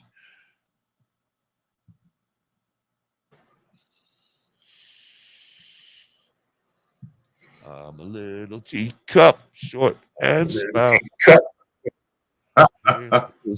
Yeah, I don't understand this. It's always at the end of the show, too. It's always at the end of the show.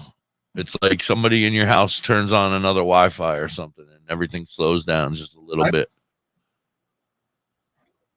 Do you have a program that starts every day at like noon or something that runs on your computer at 11:30? No. You're all fucked up, man. Oh, there you are. Nothing changes. Nothing changes. It's just the same. I don't know why it does it. Every day around this time, But it just gets worse. Well, now it's back, and now you're frozen again. Oh, there it's weird, eh? Yeah, take off, you hoser. Yep. But no, that's the thing, right? That's exactly why I do this. Other than having so much fun hanging out with Hippie every day, I really want to be able to help people access what they need to access at rock bottom price, right? Achieve their goals without having their pockets emptied by dispensaries, because you're paying them a lot of money to do what you can do yourself. It's really so easy. You just start with the concentrates. You don't have to start with the dried flower. You know, the concentrates. Right. Well, that's what I was saying before. Like when we make that CBD stuff, and it's going to be 1-to-1, right? That's going to be a 1-to-1, or is that just going to be just straight up CBD? Is that confusing? That depends on what you want to do. You tell me what you want to do. But I'm saying, but then I'm going to say that I'm going to add to it is that we can add Dr. High can teach us how much THC to add to it. Yep. So you just go out and you buy a syringe of distillate or you do an RSO, not an RSO, a live resin. Can you put a live resin in there? You can, but it depends on how you're going to use it. If you're going to vape it, then a live resin's excellent. If you're going to use it as a topical, there's not a lot of benefit in the live resin. You're better off with the distillate. I know. Yeah, I was talking vaping, putting the distillate into a cart. Yeah, if you're going to vape a live resin, it's fine. I mean, putting the CBD, you can put the CBD into the cart, and then you can go to your dispensary of choice, get yourself a good distillate or a good live resin, and you can put some of that into there as well. And you're getting your CBD, which you need every day. Everybody should have some CBD. This is why I'm getting it. That's why it's being shipped to me, because Dr. High has explained to me that everybody should have CBD in their daily routine, whether it's pill or smoke or, preferably your dog should too, right? Yeah, that's why I get my dog gets CBD every day now. Now, Dr. High, let me ask you a question. Eventually, I'm going to run out of the pet CBD, and I'm only going to have human CBD left. Can I give my dog the human CBD, or is that a no-no? You have to change the dose, the amount that you're giving them. I don't even pay attention. My dog is like 300 pounds, bro. Yeah, but you still got to do the calculation, right? Because the difference is in that pet CBD, getting high. That pet CBD maybe has. No, your dog's not getting high. It's CBD. But in your pet CBD, you're probably 30 milligrams in a bottle. That's probably the dose you're getting, is about 30 milligrams in the bottle. When you're looking at the human CBD, it's probably 300. So you don't want to give your dog. So I'm gonna tell you, my wife is one that usually does it, and I've watched her from one side of the room as she's feeding the dog, and I'll see her take 3 syringefuls and give it to the dog in the mix of her food. Well, let's put it this way. If it is 30 milligrams, then 3 syringefuls is only 3 milligrams, which is a good dose for a pet. Okay. Yeah, you know that's what I mean? And my pet is, like I said, my pet's not really 300 dog. My dog's not 300 pounds. It's about 100. Let's say 100, 125, somewhere in that area. She's a big girl. So I figure, I'm like, 3 seems like the decent amount. I didn't want her to do more than that. I'd actually do it twice a day. 3 milligrams. Yeah, actually do. Actually, we do. We do it at breakfast and at dinner. She eats in the morning and she eats at night.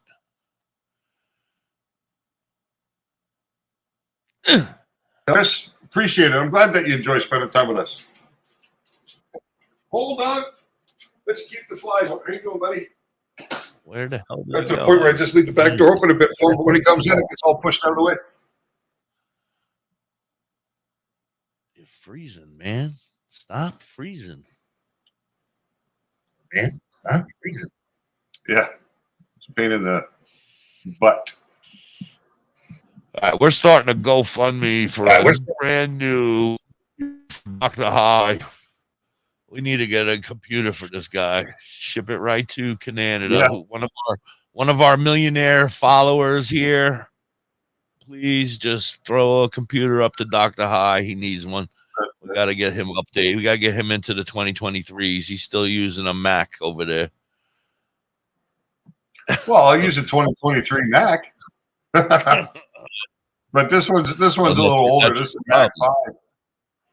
It's a little bit older. This one. But it's because I don't know how to use it either. So yeah, I'm horrible at it as well. And I see my thing pop up every once in a while. My little Wi-Fi thing goes up and down every once in a while. Here's something I've been wanting to ask for a while, but we've been on this other conversation. I want to know about Fable Ann's store. Her new Etsy store. What's it called? Let's know Fable about, Dreams. about your Etsy store. Fable Dreams. You know what sucks for Beautiful. me is I can't check out anybody's store. Like I tried to check out Vern's store, but I couldn't see it because I'm in Canada. So if you don't ship to Canada, I can't see what you're doing, right? I can't see your store. So that's a bit of a pain. But yeah, it's a Mac, but it was a free Mac, so I took it. That's for sure. My It's brother, free, it's for me, like Curtis said earlier. If it's free, it's me. yeah, my brother knows somebody who does like repairs computers and all that kind of stuff. And last year he just decided to buy 5 of these exact systems from him. So my brother's like, "You want one?" Fuck yeah, I'll take it. Yeah. You know? Yeah. And look at what I've managed to accomplish with this. Because I can So tell far. you, DoktorHigh has been entirely created using this computer. There you So go. my brother thought he was just giving me a little computer, but he's really giving me something that's been able to change my life. God you know? bless the Yeah. Mac. So, you know, There it is. http://TPS Fable Dreams at Etsy.com. Go check her out, everybody. All of her Yep. dreams. I'm actually going to take a quick shot of that so I can see it afterwards. Because I like to check out what everybody's doing. So I'm nosy that way. Anybody else have any questions or anything? We have some guests coming up in the near future, right, Dr. High? Well, we like to think we do, but they seem to say that they want to come, and then the next thing you know, They back out, yeah. Like even what's his face, King Henry VIII or whatever his name is. yeah, I mean, What'd you it's, call him? to me, I find it strange, but yeah, whatever. They'll come. Whatever. They'll come. You know what I mean? We're here for them, and if they I've had want, millions of people hit me up about their mushrooms and their guns and stuff. yeah. Well, that's the problem, right? They're not people that we can Sooner or really, later, I'm going to get somebody that's real. you know. And here, I can't even use my Canadian connections to bring guests in because they can't openly promote in Canada. You know, it's funny because you can have beer commercials, you can have liquor commercials, you can have wine commercials, but God forbid you use the cannabis commercial. It's just not allowed. You can't. You're going to promote. start making them, right? You're going to start making them, and we're going to make cannabis commercials for this show. Well, yeah, but what I'm doing is different, right? Because what I do is education. I'm not actually selling any products. You know, I do have the dispensary on the website, but that really is into the U.S. That doesn't have much to do with Canada because there's no reason for a Canadian to use it. There's no THC. You know what I mean? It's only the mushrooms here in Canada for the moment. So we need to, you know, it's hard in Canada. So we'll find, you know, the thing is that we're new. We're really new at what we're doing here. And it takes time to develop. And as the industry evolves, we will find the people to spend time with us. Yeah, I'm not worried about it. I'm not worried about it at all. And we can give them the added benefit of being able to help people become aware of their business. Yep. I'm not worried about it at all. I know it's going to happen. It's going to happen. We have to take our time and let it happen. You don't roll a joint in 30 seconds. You're going to make some emotional. Nice. I need to get Love Nugs back going again. She's our creator. They're the creator of our Love Nug Buds. I don't know if you've ever seen our Love Nug Buds. No, I don't know what they are. Explain them to me. Oh, they make them. And they're very cool. I haven't put I got, and on the back it has one of 26 handmade little doobie buds, little buds. Yep. Yeah, that's the thing. Pierce, you can come up with us anytime you like to discuss these sort of things. Perhaps if you decide here's another one. We'll go from there. Here's another one with no. I put a little tie on him. And those are the potatoes. That's pretty cool. No, these are Love Nug buds. They're little buds of weed. Oh. Yeah. Very they're creative. green. It's hard to see in here, but they have little different colored hairs because of my light off. It's kind of neat, though. You know what? And that's the truth. You need to get your face out there. I didn't attach my face to Dr. High for the first 6 months. And then I have Love Nug Buds in a jar, and there's a little one in here, and there's seeds and stems in here, but they're not real. They're gems. And it's absolutely adorable. Very cool. Huh. You know, here in Canada, you can buy, and maybe you can get them in the States too. They look like nuggets of weed, but they're chocolate. They look exactly like buds. Oh yeah, we had they were selling them at the festival. Oh my God, Dr. High. I totally forgot to tell you, bro. So I told you that I reached out to the people that ran the Cannafest here in my area, didn't I? No.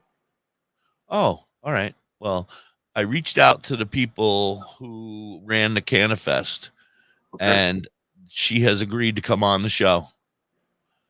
And she's going to talk to us about their Cannafests, and they do them all over Pennsylvania, I guess, and other places, I think.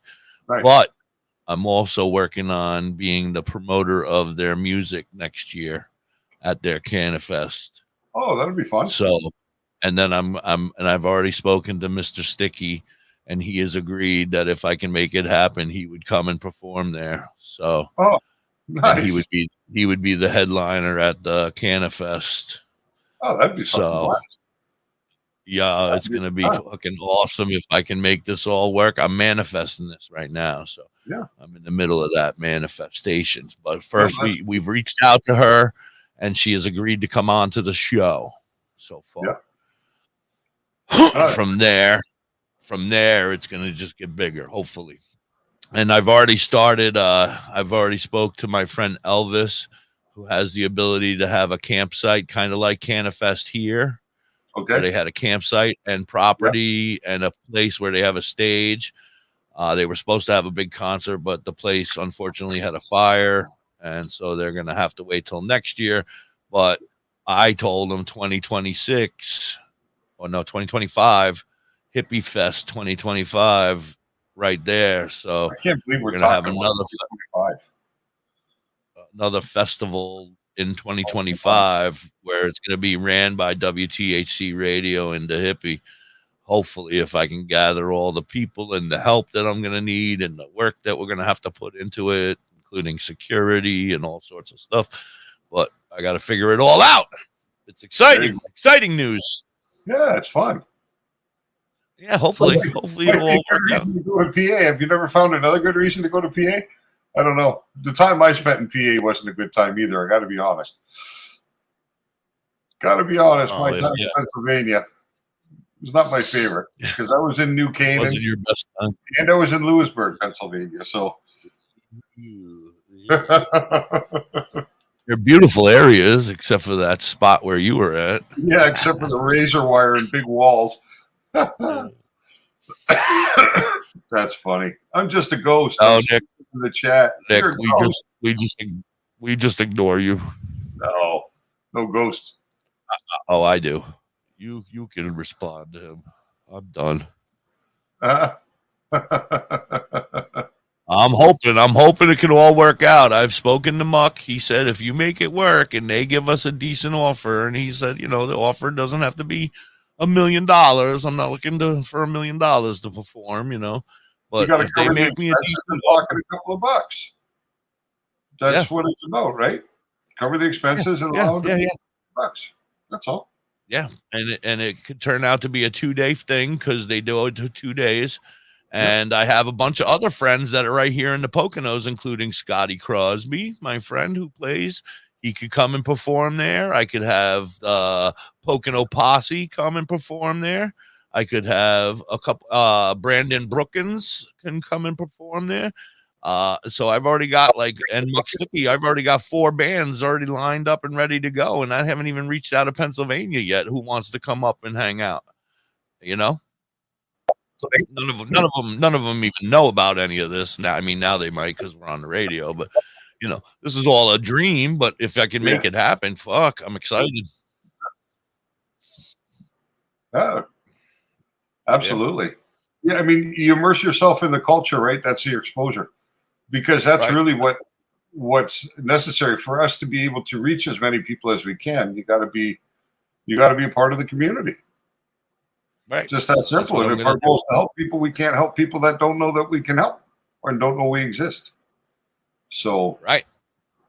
Please share the word. Tell everybody that we're here every Monday through Friday, probably starting next week at noon till 2:30, somewhere in between there, depending on what time he's got to do.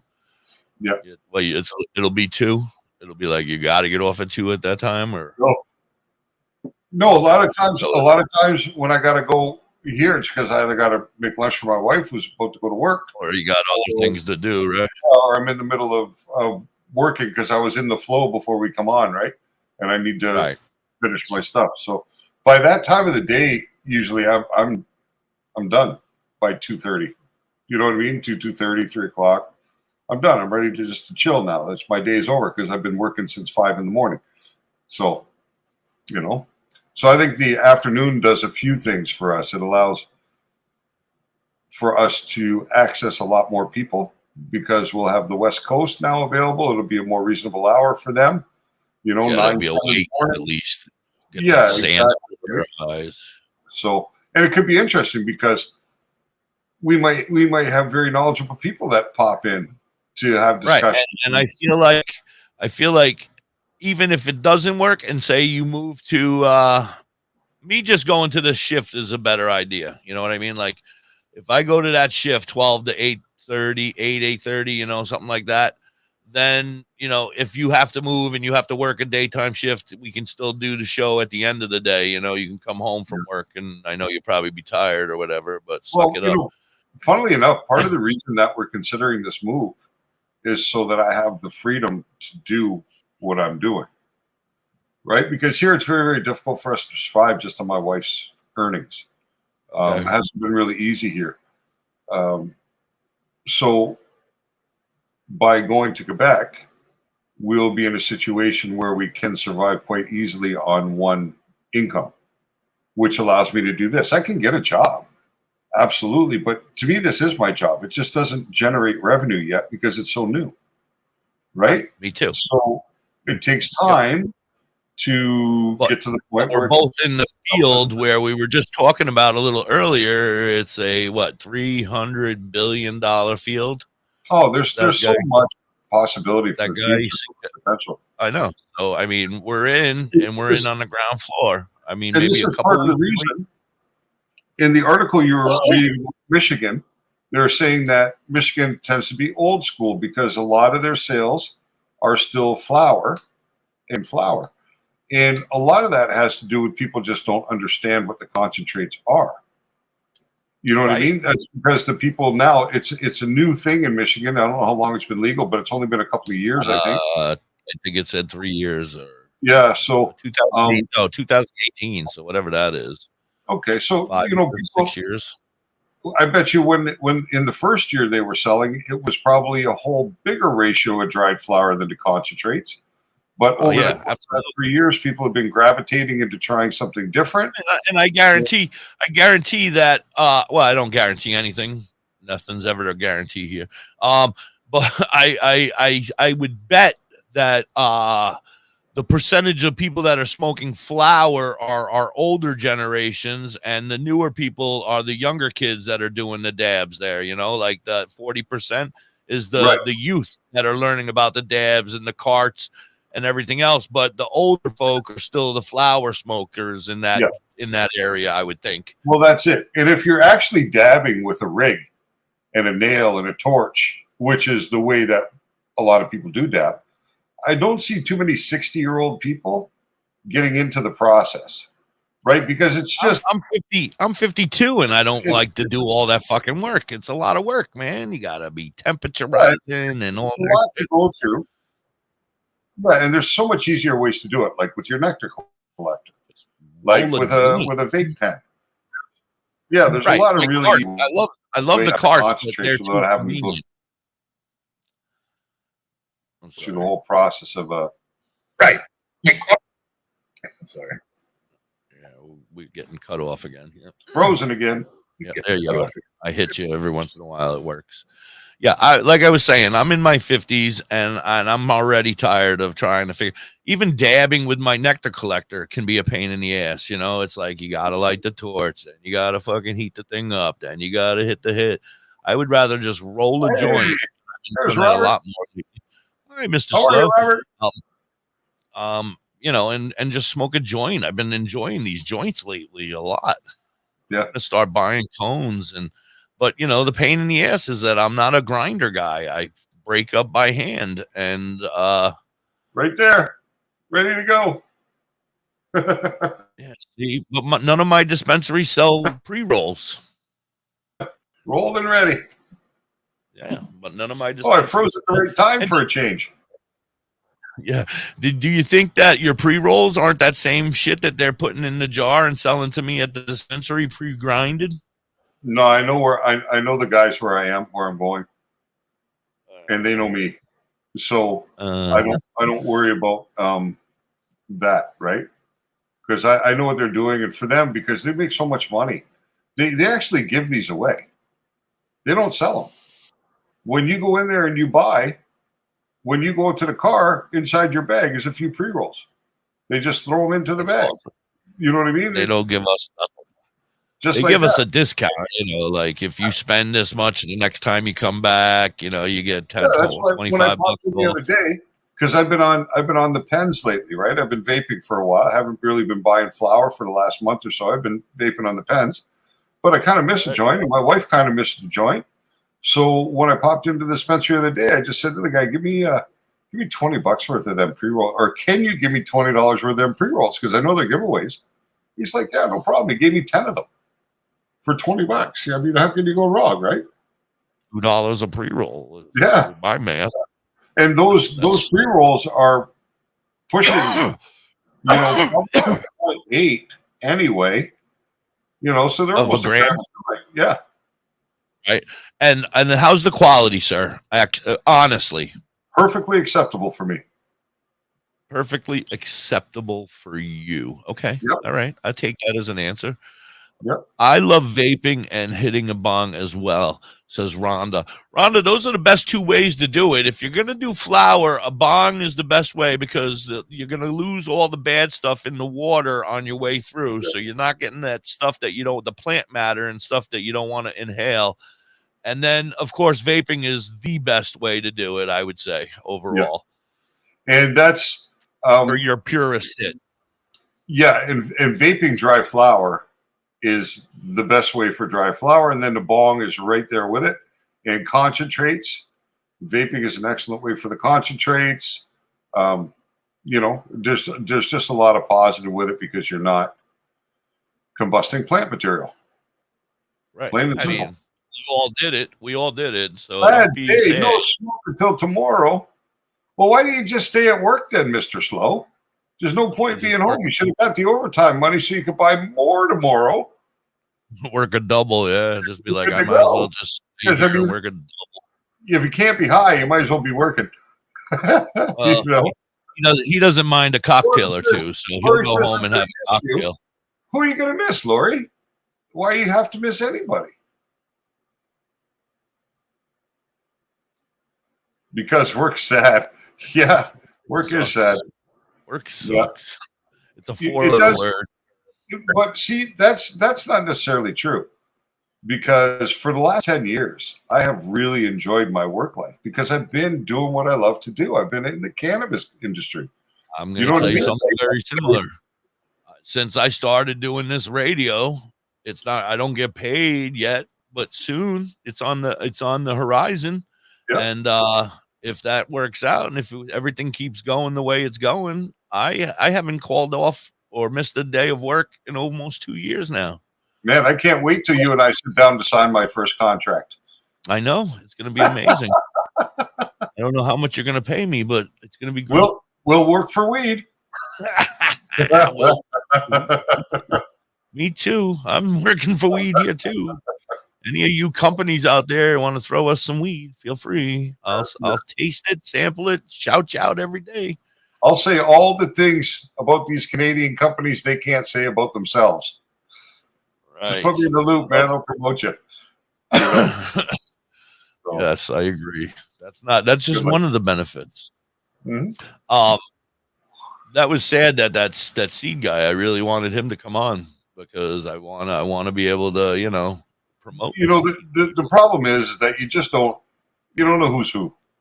You don't know how serious they are or whatever it is. And there's a lot of flaky people in the world, or a lot of people that talk more than act. And it's just the way it is. So I don't take it personally. I don't worry about that. We're here. We know what we do. We're working with our people. We're trying to, bring some enlightenment and education and maybe a little bit of humor and some fun music. And, we just keep going down our path. And when people, when they're want to join with us or have the opportunity to come and talk about what they do, they're going to be legitimate people. They're going to be the right people. And we'll all benefit from the right people, right? Because as much as I know about this, I don't know everything. That's for sure. Of course. And what I know from my perspective. So even if it's the same knowledge, but coming from a different perspective, it's still enlightening. You know what I mean? So absolutely. I could spend every day, all day, talking to people in this business because it's just what I love. It's my passion. All right. I got to do a commercial, bro. Yeah. We'll be back. Hanging with the Adopt US Kids presents What to Expect When You're Expecting. A teenager. Learning the lingo. Today I'm going to help parents translate teen slang. Now, when a teen says something is on fleek, it's exactly like saying, that's rad. It simply means that something is awesome or cool. Another one is totes. It's exactly like saying, totally, just shorter. As in, I totes love going to the mall with Becca. Another word you might hear is jelly. Jelly is a shorter, better way to say jealous. As in, Chloe, I am like so jelly of your unicorn phone case. You guys are amazing. Thank you so much for being here. You don't have to speak teen to be a perfect parent. Thousands of teens involved care for your rad just the same. He's very excited about tomorrow, though. He's going to receive his first cartridge public service ever. announcement brought to you by the U.S. Department of Health and Human Services. Adopt U.S. Kids. Yeah, I'm excited for him. Is it after work, Raggy? This is the story of a very special woman. In a matter of seconds, she turned herself into a great mathematician or an entrepreneur. Her knowledge was limitless and still is.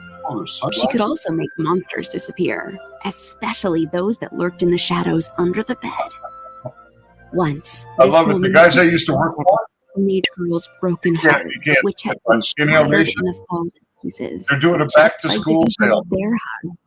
She masqueraded as a regular person at work, but as a superhero at home. Everyone knows her as Gabriella. We're so happy to have you, Rhonda. We're happy to have you, Nicholas, and Mr. Slow, and of course, Crazy Lori, and everybody. AARP Curtis. is here to help. That's it. Find the care that you need to help. Complete with it's tips great. and We've seen some faces today that I'm not familiar with, which has been A wonderful. public service announcement brought to you by it's great. AARP and the See Ad that Council. Rhonda made it. It's Bill Schmidt Jr., a.k.a. Billy Blaze. I let her know about last week, and here she is, so it's perfect. Holistic Cloud. R.I.P. to my man Derek Crow. I want to Roll give that a shout shit. out to Lick that shit. Burn it. Roll that shit. Lick that shit. Burn it. Roll that shit. Jack the Apostle, the League. Smoke them if you Can't wait to meet these guys. I've been playing their music for a while now. Calligraphy? They're going to be at this concert as well for Muck Sticky. But that's calligraphy, right? Coincidence. Calligraphy, yeah. And they're actually a bunch of different guys from different states that have come together to create calligraphy and make a band. So it's kind of like 4 different rappers or 3 different rappers, 3 or 4, and they all came together to create this group called Calligraphy. Cool. And they're putting out another song in a very probably before the concert. I think that's what I'm hearing. That's the time to do it. You're going to have to talk to Fulton Block's Most Wanted when that CD's up. We need a copy of it with the WTHC Army. I can't hear you. So it's like three or four bands, 4 or 5 bands maybe.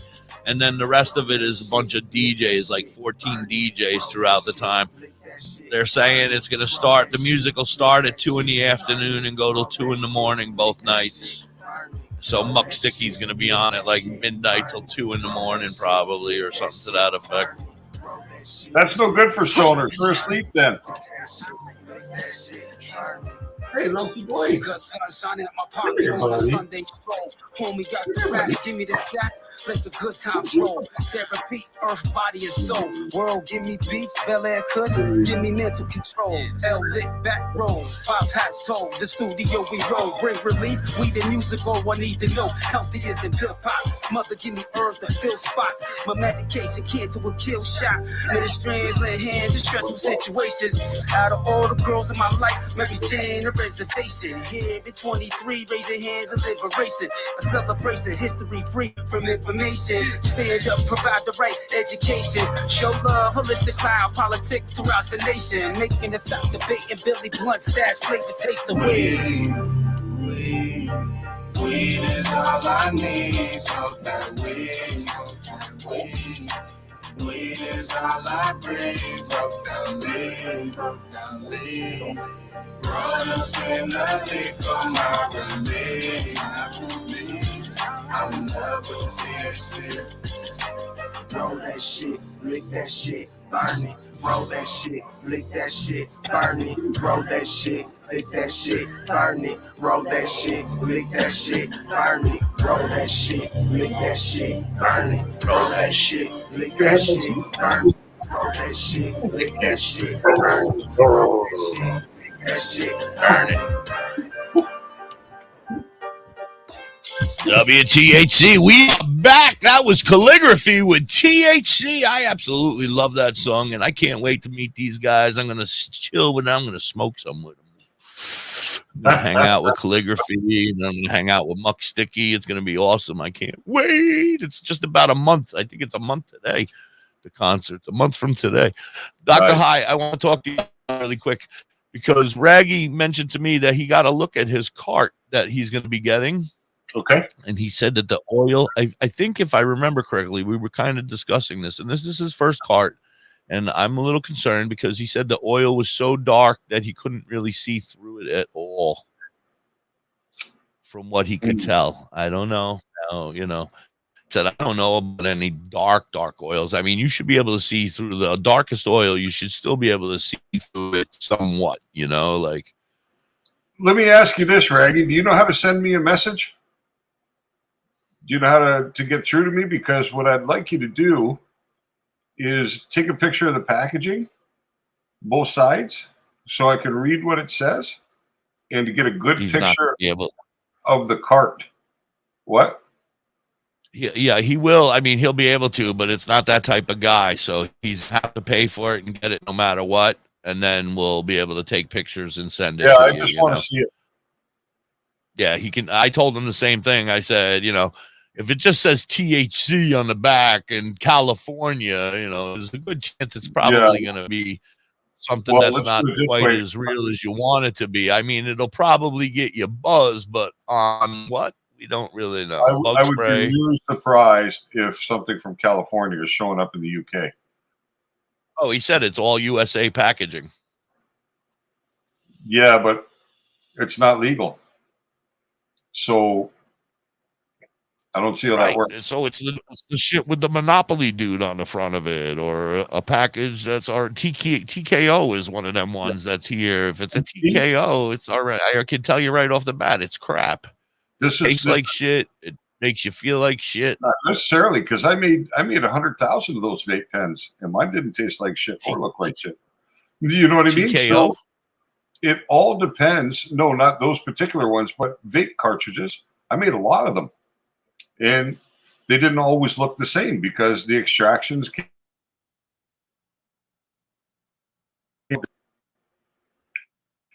It really comes down to the ethics of the person that's producing the product.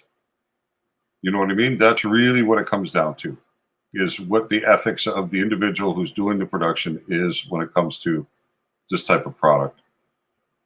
Right. So I agree, but we'll never know. Yeah. We'll never know. And that's one of the problems with prohibition, right? Is that we don't know. So if the UK opened it I up, guess like when they were running the Underground Railroad with the alcohol, you got what you got, right? And that's what you did. And back in the 60s, 70s, and 80s, you got what you got. We didn't have all these beautiful choices. Nope. You smoked what you got. But the flavor should tell you a lot. The way it tastes will tell you a lot about that vape cart. The flavor will be a really good indicator of what it's about. And the burn. You know, because that's one thing, and we were talking earlier about you using live resin in your cart. It can work, but it depends on the cart, right? Because live resin is very, very thick oil. Now you're going to thin it with MCT a bit, but in a live resin, you got fats and lipids. So if you're using a cotton coil, it'll end up plugging your coil because it's not winterized, right? And I don't know if you've ever heard of winterizing, but winterizing is the process of separating the fats and the lipids that come in cannabis, because all plants have fats, right? That's where we get vegetable oil and stuff like that. So we were these talking are about cannabis this a little too. bit yesterday, right? Yeah, and you need to remove that fat and lipid for it to be most available inside a vape. So you can do it because you buy live resin carts, and those actual carts are designed to work with that type of product. But not all carts are the same, right? So in some applications, distillate is a better choice. In some applications, you can go with a live resin, a rosin, terp sauce, you know, things like that.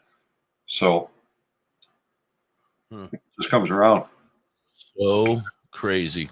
So crazy. This whole thing, you know, it's like so much to learn. Back when I was a kid, I didn't have to worry about any of this shit. Because none of this existed. We had weed and we had hash. That's all we had. To find a guy who had it. I had to find a guy who had some and buy it. That's all. I didn't We have had to worry weed about and we had none of it. hash. And sometimes we had oil, weed oil, hash oil, honey oil. Occasionally we saw those kind of products. But now, since probably 2014, 2015, cannabis concentrates have really come on strong. I got a question for you. Yeah. This is of a different type of drug, and I don't know your knowledge on it at all, but angel dust. What is it? PCP. That's PCP? Yeah. Back in the 80s, PCP still? PCP. Yep. So what's PCP for people who don't know? I don't know the. Yeah, I don't. You know, but what kind of a drug is it? Is it an opiate? Is it a? It's a bad drug. Yeah, it's a bad drug because we used to be able to get those in Detroit. They called them super cools, and they were cool cigarettes dipped in liquid PCP. Right. So you buy a quarter of a cigarette, a half a cigarette, or a whole cigarette. Now I only tried it once, and I didn't like it. And when I tried it, I was with two friends of mine who'd been on a run for 3 or 4 days. And I saw some really crazy things happen that night. And after that experience, we're not going to talk about never again. No, yeah, I was duped into a PCP joint. Yeah. A joint laced in PCP that I didn't know. And I woke up from a party that I may have passed out at the night before. Yeah. And I woke up in the morning groggy and like, Yeah. And the girl's house that I had stayed at, she and I were sitting at the kitchen table, and some dude that I had never met before came knocking at the door, and she was like, "Oh, hey, how are you?" He was like, "It was, you know," we bullshitted for a few minutes, and then next thing I know, he busted out a joint, and he said, "You want to smoke?" And I was like, "Sure," you know, and nobody mentioned anything about it. But next thing I know, I was like laying on a bed, like crying, staring at the ceiling fan going at 100 miles an hour, freaking the freak out because I didn't know what the fuck was going on. Does that sound like PCP? No, Or something to stay away from. Yeah, it wasn't fun. Yeah, I'll tell you the thing that I played with it. My buddy, his mom was very, very wealthy, and he was a bit of a bum. But she bought him a house. She furnished a house. She bought him a Cadillac. He had really nice things. And they'd been going for a couple of days. I just caught him on this last day of it. And at some point throughout the evening, he decided that he didn't like the stuff that was in his house. And he proceeded to bust out the windows and throw everything out. Stereo cranked at maximum volume. After he was done destroying the house and throwing everything out into the yard, he got into the Cadillac, and there was a shopping mall across the street from his house. And he starts driving through that shopping mall, driving over parking curbs. He ripped out the whole bottom of that car. I mean, just mental stuff. And I watched this, and I was like, never for me will I do this. You know what I mean? Yeah, it wasn't, you know, and I only asked because, and I haven't heard of it, or, you know, I'm sure it's still around. Many moons, you know, and I'm not looking for it, but I just was wondering if it was a different form of weed or something that I didn't, because I didn't know, and I didn't, you know, angel dust was just something that I was told that I did that night. They said, "Oh, you didn't know that it was laced with angel dust?" I was like, "No, what the fuck, man?" Yeah, thanks. Fuck, tell me before you do that shit. Yeah, no shit. No good. No good. Stay away. Anyway, hippie, I got to call it a day. All right, you sexy bastard. I love you. Been a pleasure, man. As always, lots of fun. I think we had great interaction today. Thanks, everybody, for who spent some time with us today and interacted with us. It was a wonderful day. We had some new faces. Thanks, Rhonda, for joining us. Yeah, it's been a really good day. Good day. All right, thank you. So tomorrow is a regular day. Friday, we're going to start later, but you don't know what time yet. I think we should probably shoot for noon to be safe. Oh, you think you'll be around by noon? We'll just do the noon. Oh, starting Friday, noon to 2, starting Friday. 10. It'll probably only take 30 minutes, but you never know. So you never know. You guys might start chit-chatting, might change your whole life plan. You might stay here. Cheese factory. They might let me go and sample. Cheese factory? Is that where you're going to work? Well, that's where I'm going to go interview. I'm not going to go work there. Are you a mouse? No, it's a supervisor's position in the cheese factory. So why not go for the interview practice? Yeah, practice interview. Absolutely. I get it. I get it. I'm moving. All right, everybody. Much love to everybody over here on Facebook and YouTube. You guys are amazing as always. Dr. High, thank you so very much for everything you do for us, helping us every day. You're amazing. We love you. Let's get back to the tunes. You guys have a great day. I'm going to end this here on YouTube and Facebook. Live 365 and tune in. We'll be Peace, right everybody. Back. Peace. See you in the morning, man. Best kids. All right, have a good day. Take it easy.